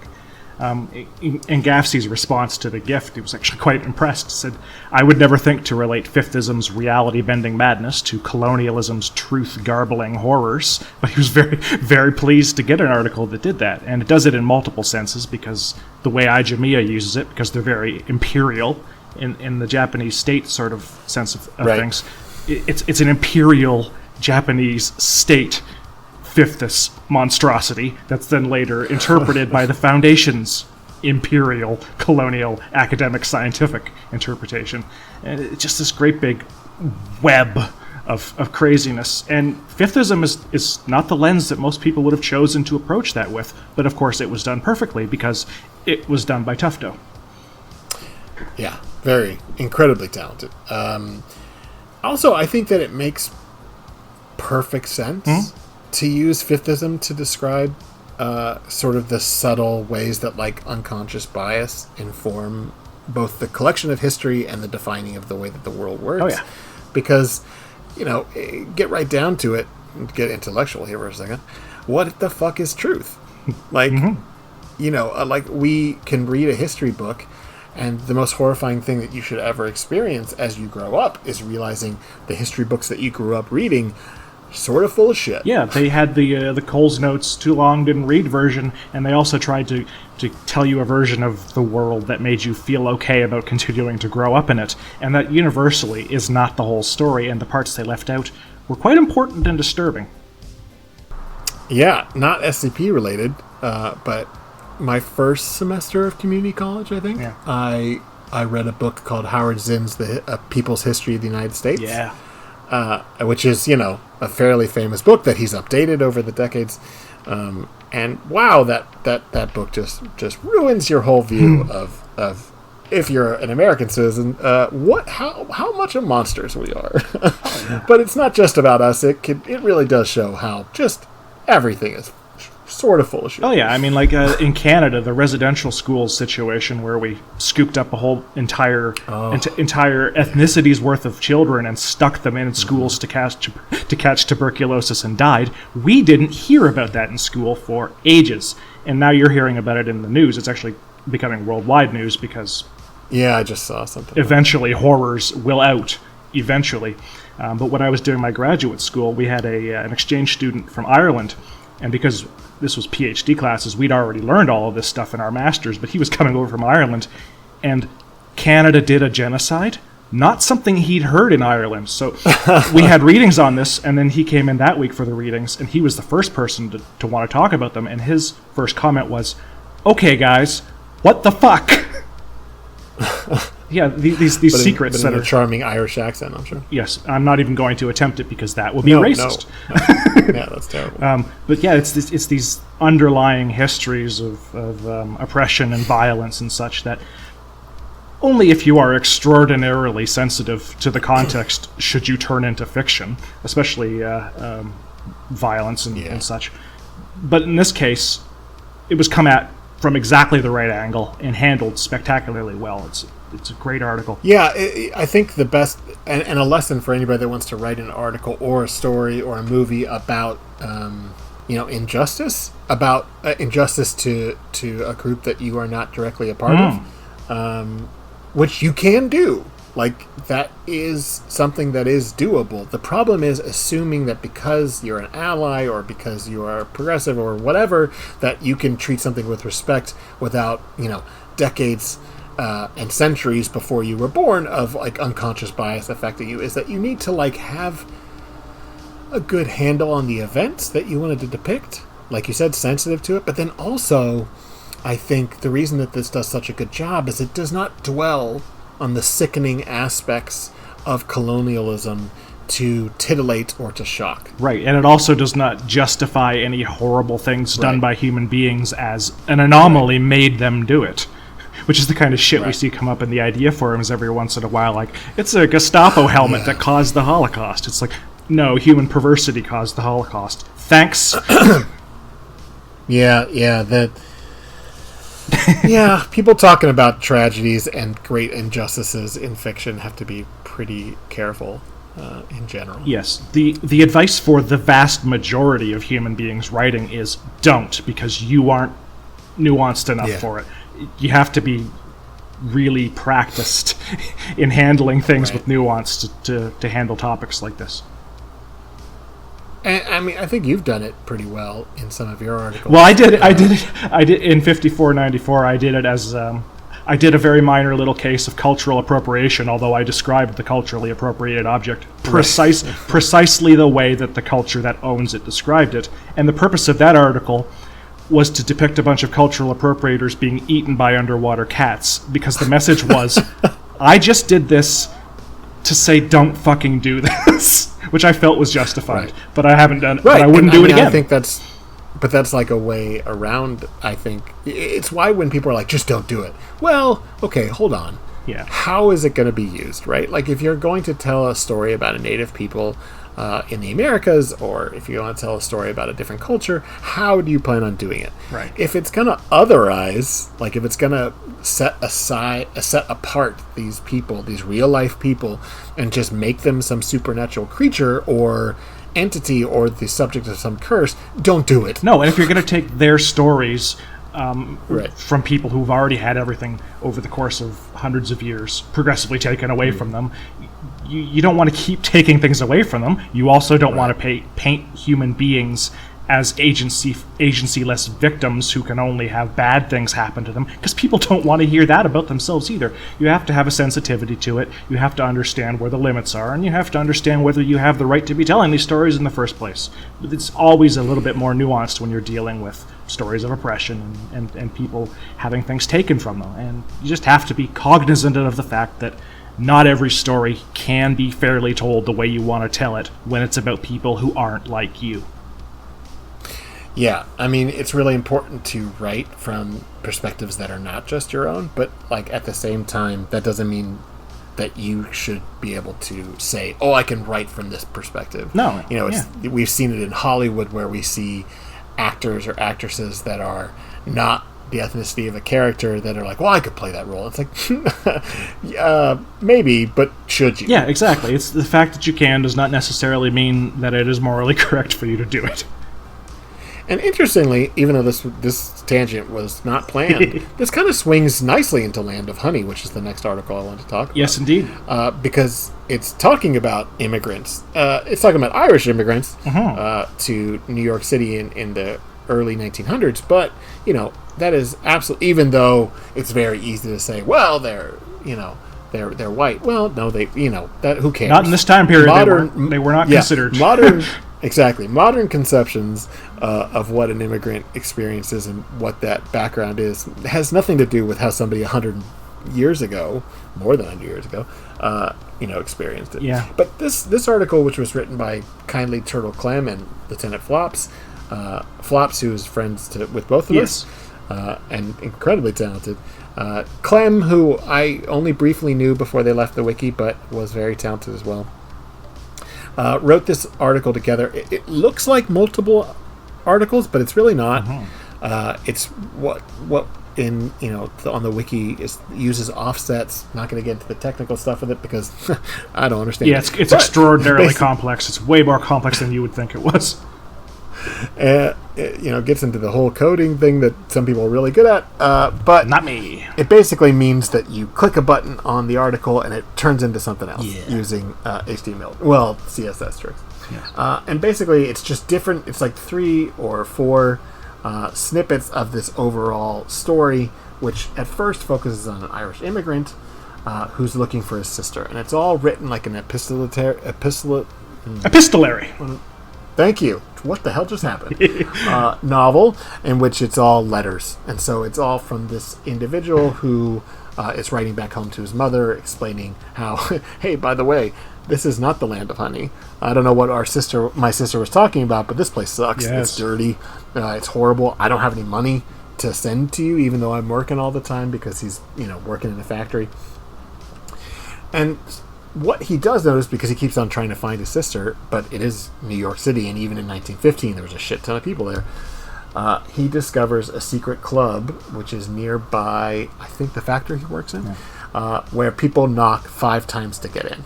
And he thinks his sister might get in there. And so he decides he's going to try and get into this club.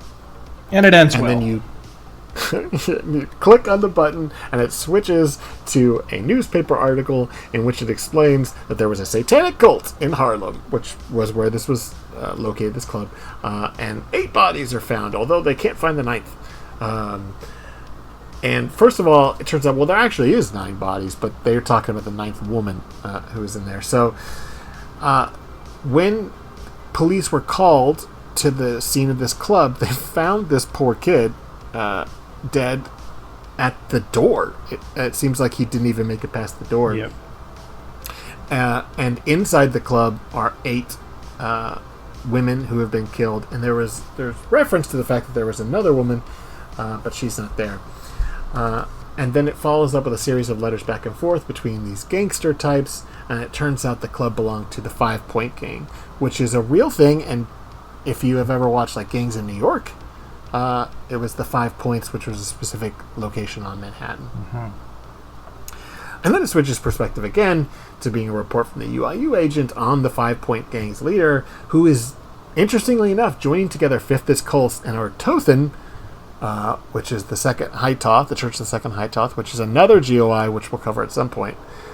Believers in order to create a ley line through the New York City and then literally become a god. So he's just trying to get all these different supernatural cults, and he is a gang leader, and he wants to absorb their worship or their efforts to then do apotheosis and become a god. Yeah, an anthology of hectic angry stars screaming into the night. And like all Fifth-ism articles, it has some real good nonsense in there. Yeah, you thought I was done interjecting the nonsense, but it was only temporary because Tufto's was so coherent. Yeah, 5580 by Tufto doesn't have any of those really insane moments, I think. No, it's got other stuff on its mind.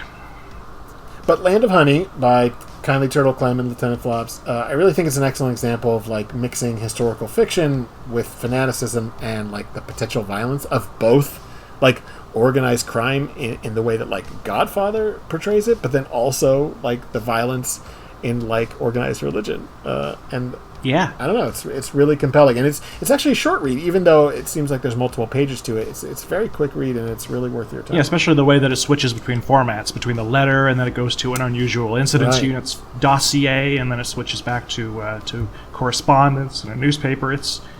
The mixed media approach is really cool, and it's really well done here. Yeah, it's told from all these different perspectives, but none of the perspectives are interested in talking directly to the reader. There's almost no exposition, except for the stuff in the file, I would say, in the UIU file, and that is clearly not written specifically for a reader, but written for superiors. Yeah. In this fictional universe, and so it really feels like you're getting kind of like Case Cold Harper when we talked about GOI. It's all these different perspectives that are telling us a teensy bit of the story that allows us to sort of paint a flawed understanding of what happened. Right. It's the epistolary format is great for this. I mean, it's the roots of history. Roots of history. I'm always stuck on the word history because me.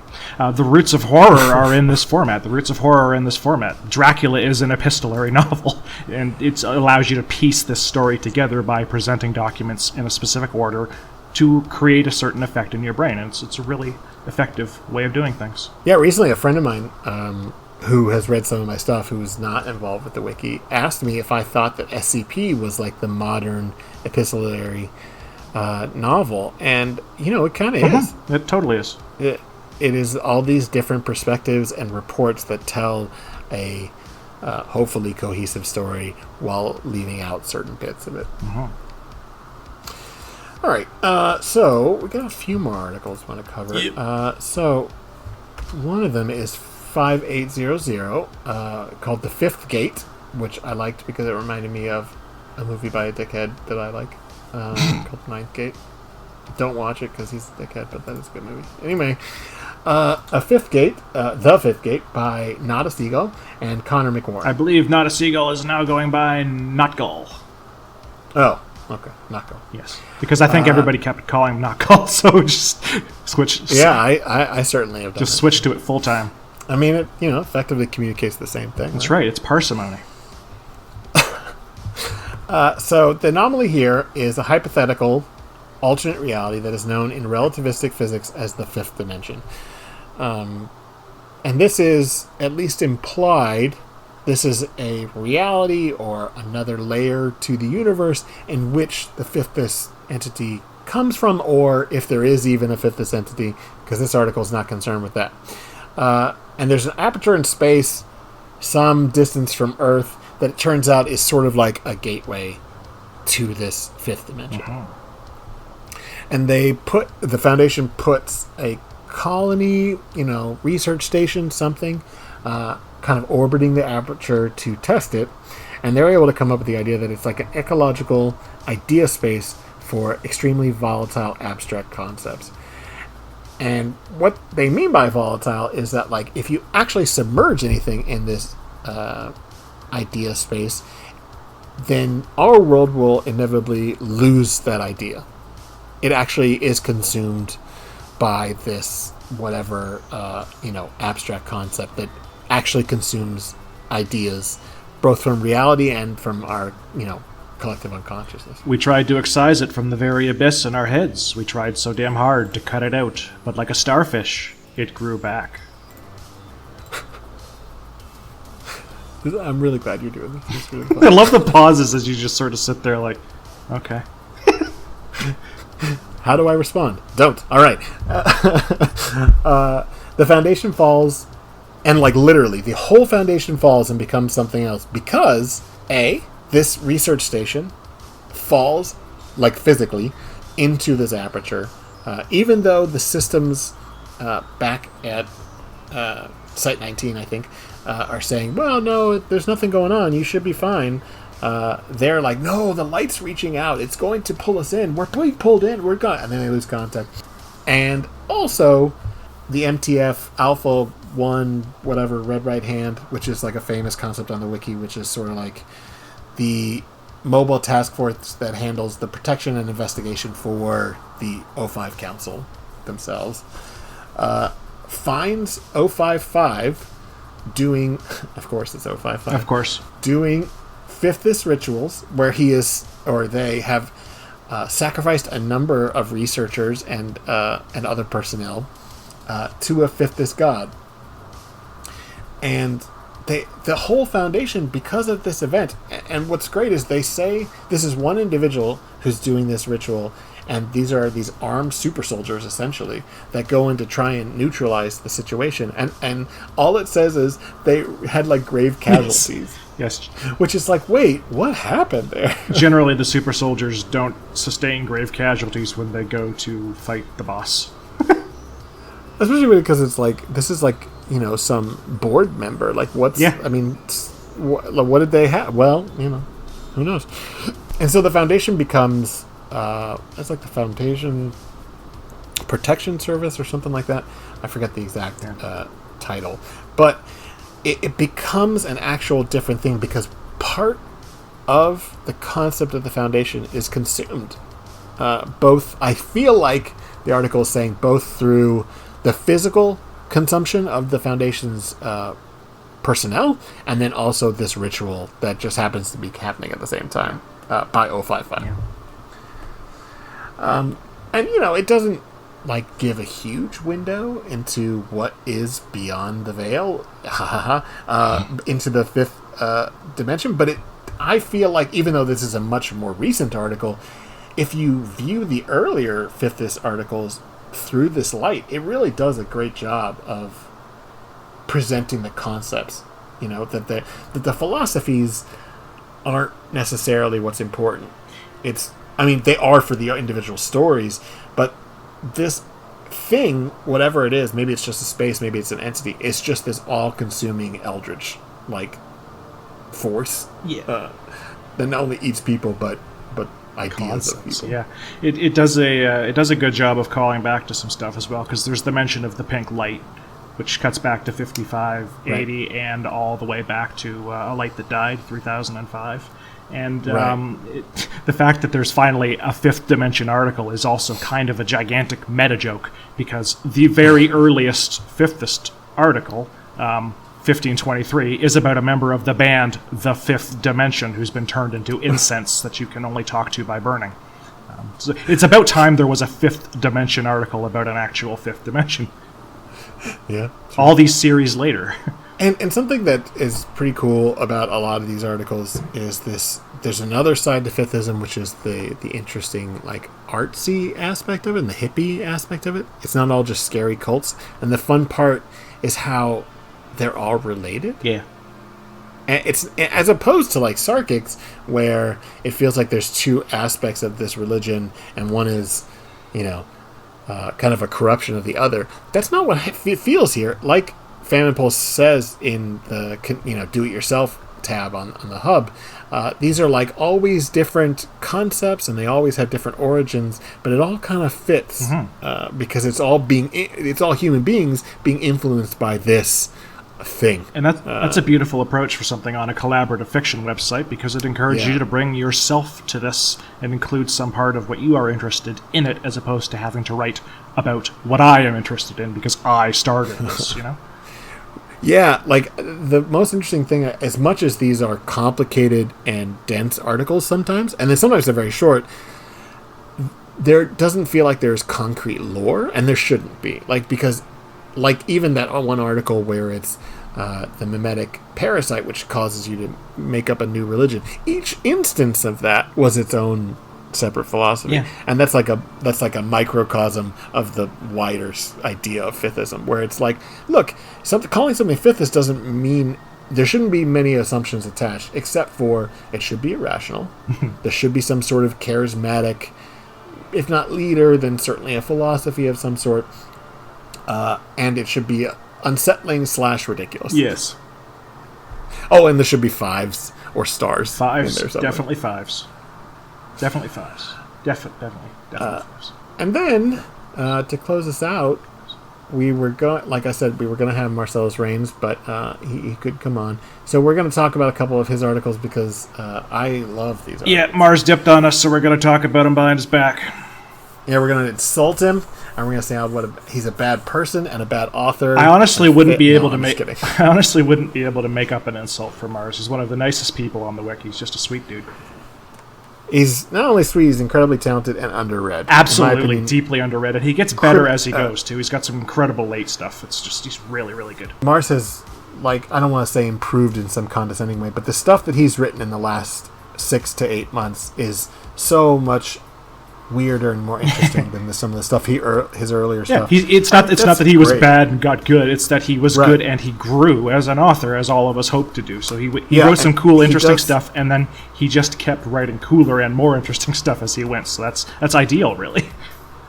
Yeah, and especially because I feel like the longer he goes, the more unconventional his anomalies get, which is really fun. And I certainly saw that with myself too. Is how many times do you really want to talk about eldritch horrors?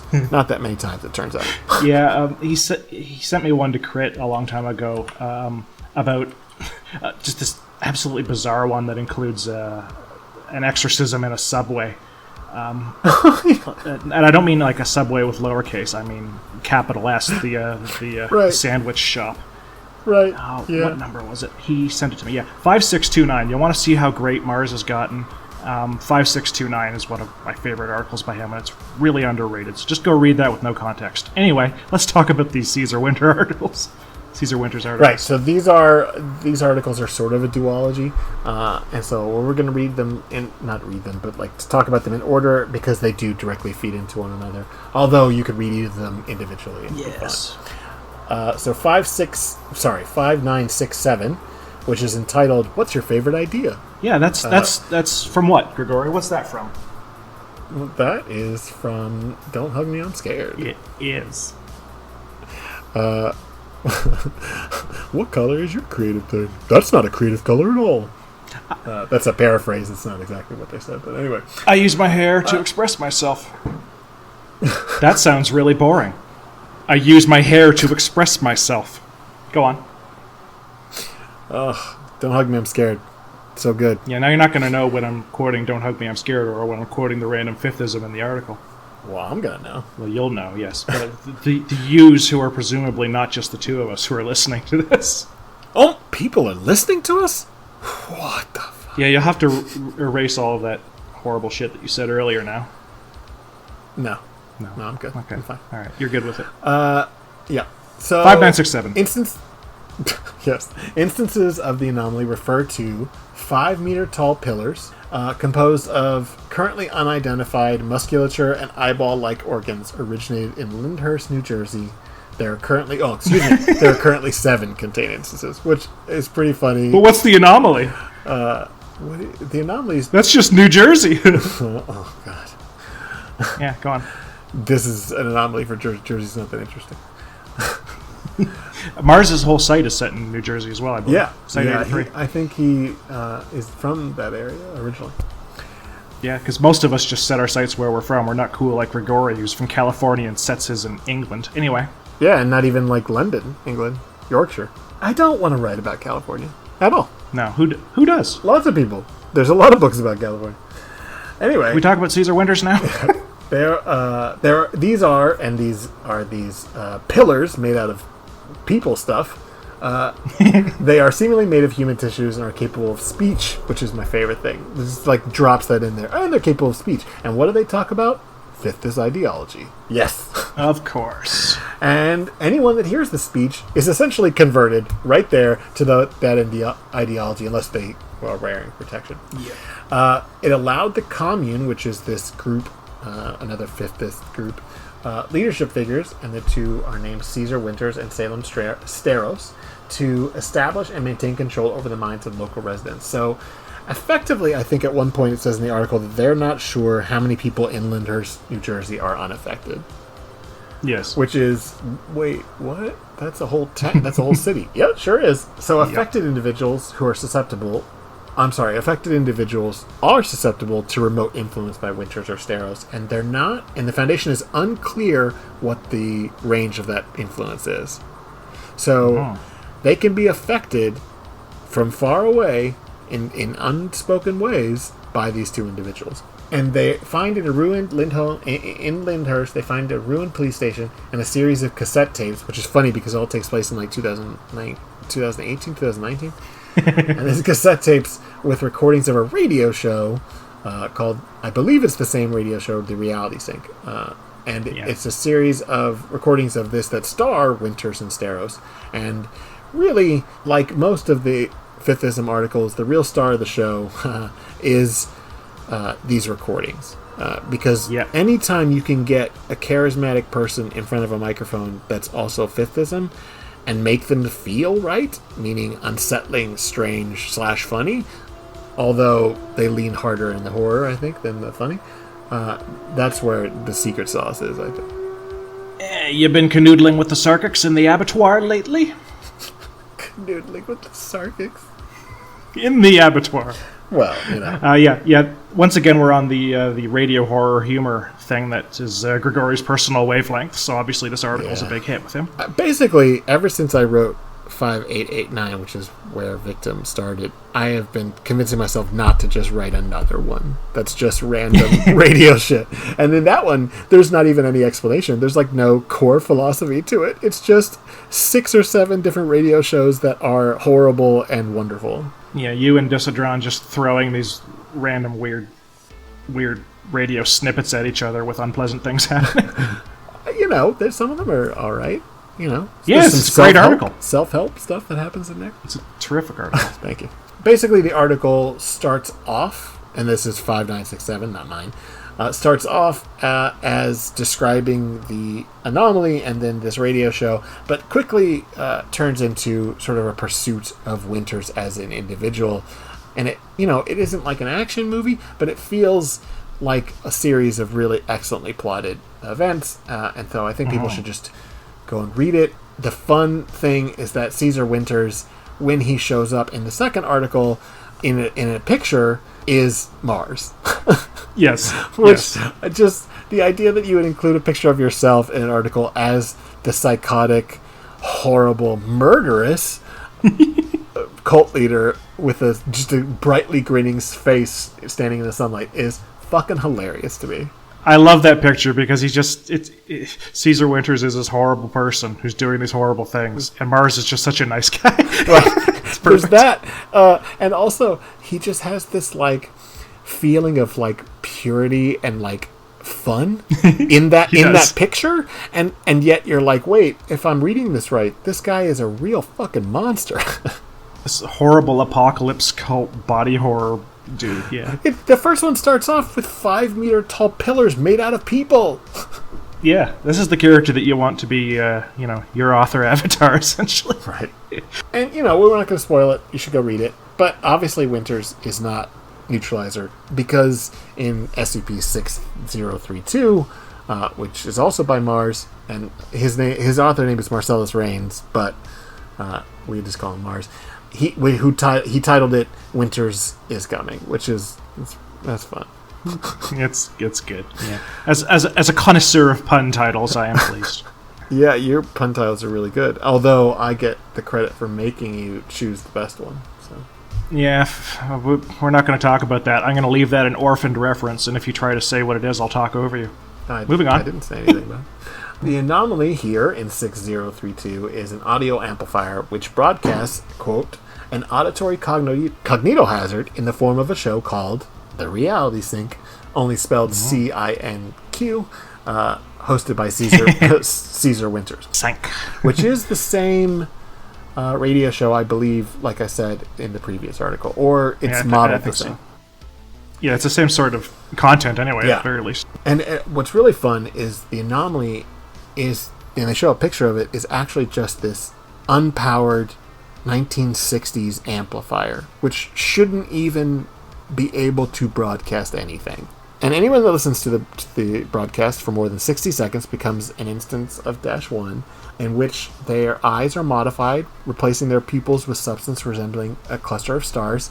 He's got an excellent image for this. And once enough time has passed, but it's unclear how much time, and it's pretty clear that the closer the individuals are to Winters themselves, the less time it takes. These people who are affected will grow a speaker in their flesh, and the article describes it in exacting detail, which plays the cognitohazard, and then they will try to relocate themselves to Winters' location.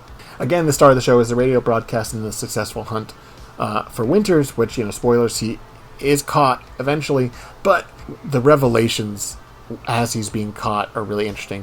Both articles do a really good job of exemplifying the idea of the otherworldly entity that we can never really truly know. Because here it's a completely different thing that is always referred to as she or her, but you also get the sense, if you've read any of the other Fifthism articles, that this person's just talking out of their ass.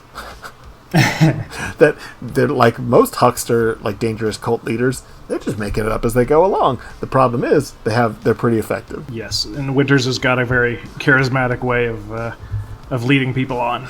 Yeah, and all the dialogue from Winters that Mars wrote here is just, it's as interesting and unique in a different way, the way that Famine Post wrote Big Cheese Horrors. I think. And then we were going to close out there, but recently, friends of ours have been working on a project called Admonition, And one of them, and we're not going to go into it in detail because I feel like we've gone on pretty far at this point, but it is SCP-6659. Maybe once they're done with the product, we could just do an episode on admonition in general. Yeah, if you're interested in what we've been talking about with fifth-ism, check out 6659 by Dodo Devil, Placeholder McD, and Azamo. It's part of a series, but you don't need to read the rest of the series to get this one. It's more like an anthology, sort of. It's an anthology. Yeah. That's just our plugging for our friends, because that's a good article. Because A, it's a really excellent article, and B, it has some...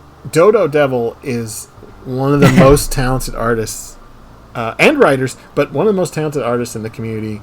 I'm not trying to do a competition here, but Dodo Devil's stuff is so unique, and they're doing a victim article now that I cannot wait for the rest of the community to see.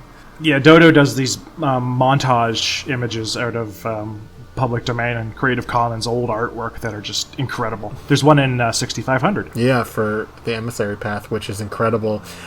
I gave Dodo a small paragraph of this is kind of what I want to evoke with this. It was before I'd even written it. And I wasn't even sure what kind of image would work for it.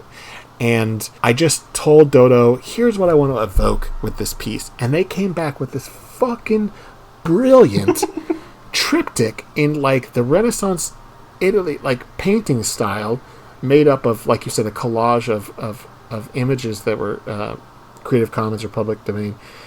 I just stare at it. It's so incredible. Dodo's ridiculously talented. In writing and in art. Yes. So double threat. Go take a look at 6659 because it is visually and in terms of writing a pleasure. All right, so I guess that's the end of the SCPs. We'll just leave it a mystery when I will suddenly burst in with my final quotation from 6032. Carry on. Oh, did you have a final quotation? Yeah, but it doesn't have the same effect if I tell you it's coming. It's just going to come when you're not expecting. You can just cut into the middle of the emails. It'd be funny. Yeah, or maybe just in the middle of one of your sentences. Yeah, could be. So we got a couple emails. Yeah. And one from pretty common. I feel like Gwari has sent, if not every episode, almost every one. And Gwari says, I'm quite interested in the fifth episode, mostly because I know very little about the GOI. I think even the people that have written it know very little about the GOI, which is why it's That's fun. The beauty of it. Goes on to say, compared to other religions that act as groups of interest, I also find it to be quite underwhelming, as we know very little of their theology, which they acknowledge is the point. So I hope this episode changes my views of them. Probably not. I hope so too. Because you can't really dig in deep to their theology. Because every each article is more about how they. Each article is about how they make you feel individually. So all you have to do, I think, is like Famine Post said on the hub. It's really about these irrational, mundane concepts that escalate into cult-like behavior that are unrelated to fifth-ism and become fifth-is. So, I could imagine a bowling league turning into a fifth-ism article. That sounds like a good one. It does. Maybe we should do it. Nobody steal it. Bowling. No one steal it. We'll do it on the podcast live. Oh, God. No. I can't write on that deadline. Second email is from Boris, who's, I believe, the first time they sent an email. Boris says, I really like your show and the way it expands my perspective on the wiki. Last time I checked out Corbinic, it was mostly just the phone article and half-finished collaborative log of Project Galahad, so it's amazing to see how far it has come. I can't wait to have my perspective similarly expanded on fifth-ism. It's a very varied group. That's true, it is. That's used to portray all kinds of religious groups. I think my favorite depiction is the pickup artist, which is 3512, as well as the anti-memetics division stuff. I often find the articles just a little too out there, though, like, for example, the previous 2678, which was the Vorhole, which is now gone. It's not on the wiki anymore. The infamous Vorhole. Yeah, I don't... I read that article. That sounds like a great name for a band, doesn't it? The infamous Vorhole. Oh, yeah, probably. Yeah. And then it says, if you're looking for more topics to cover, I humbly suggest the tactical theology stuff, from Spike Brennan to Rounderhouse, and Yossi Posse. I was just talking to Yossi about this earlier. Definitely we'll get around to that. But for now, I think we still want to try and keep going to GOIs because it gives us a good series of windows into the Foundation and the greater world, I think. Absolutely. So to speak to why we didn't cover their favorites. 3512 is an article that's pretty effective, I think, and is pretty spooky, but I feel like does not delve in very deeply, in my opinion, to explain what fifth-ism is or isn't. And so I didn't want to cover it here, even though I do think it's a good article. And like I said, the anti-memetics division stuff, at some point I would just probably like to have a whole episode on that because it's, incredible.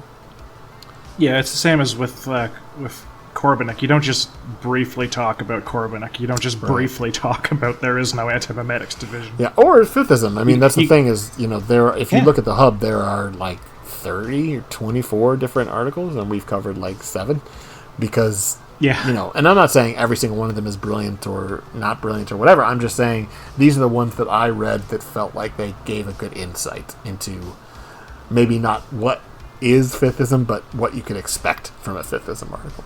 A lot of them are a lot of fun. These are articles that if you read, you will get something out of it, whether it makes you shiver or makes you laugh or does a little bit of both. Which is always my favorite shit. As we talked about last time with Alan Resnick, I want to watch and read things that make me uncomfortable and make me laugh at the same time. That's right. You want to feel like somebody's tickling you to the point where you're afraid that something might happen. I mean, I don't want to judge your kinks, but no, thank you. I just didn't want to say pee out loud. You have to make it into a weird sex thing. I was trying to raise the tone and still make a pee joke, and you ruined it. You can't raise the bar and make a pee joke. If it's a subtle pee joke. Mm-hmm. Anyway, so the email, if you all want to send us an email, and please do, and it does not have to be on the subject. It can just be about SCP or about fiction or whatever. I'm glad to read it and really enjoyed this part of the podcast every week.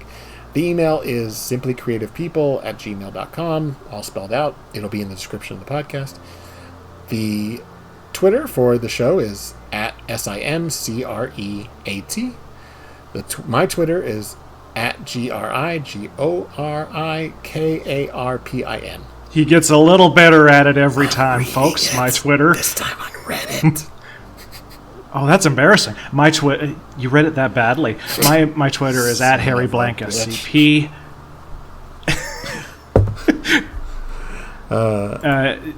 So, in case I spoke over you, say it again. Yeah, my Twitter is @HarryBlankSCP.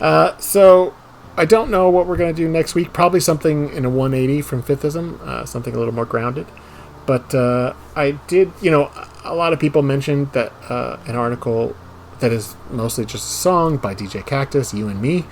I did want to give a shout out to that article just because I think it's incredible. And obviously, DjKaktus is one of the most popular authors on the site, but this is just like a really, well-written song. And I think the real shining stars, the fact is that Oboe Band Geek 99 did a recording of it. And so, because it's CC compliant, I think we could just tack that on to the end of the show, and you can listen to it as you close out, because it's wonderful and beautiful.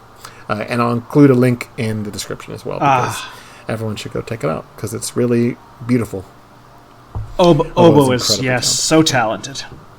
And you'll hear this everything Oboe does is great. Sound like a amateur person making a song. This sounds like a professionally made song, which is really a really excellent example of a multimedia collaboration on the site, and I think it deserves some shout outs. I welcome the silence. All right, bye everybody. 1, 2, 3, 4.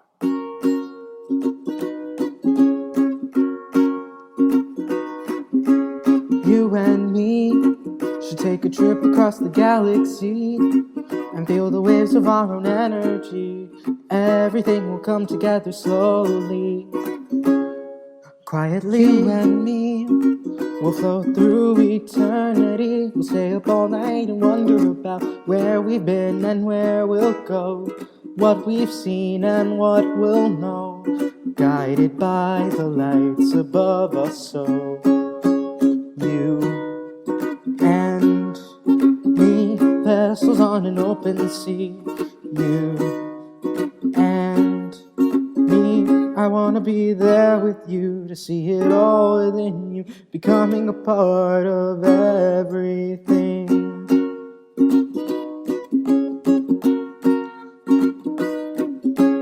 You and me I've seen the planets dancing around merrily. I dreamt about those far-off things that cannot help but make us sing about the beauty of the skies and how we want to live our You lives. and me, We'll finish our time here one day eventually, and when we're gone they'll look up here, see us grinning ear to ear.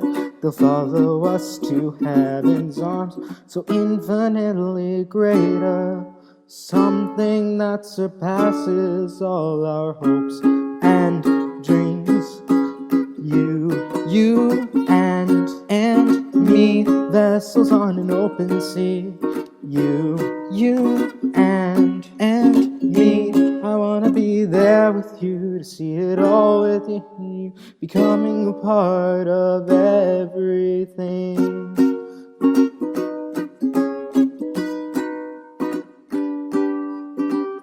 I don't want you to think that this is just a passing thought. I've dreamt about it ever since the day you came and caught my heart. I'll give you this eternity, I'll keep it by your side, so I can be there with you when you lay down and die. But don't weep for me, darling, there's nothing left to fear. I'm out here dancing with the stars, and soon you'll be here too.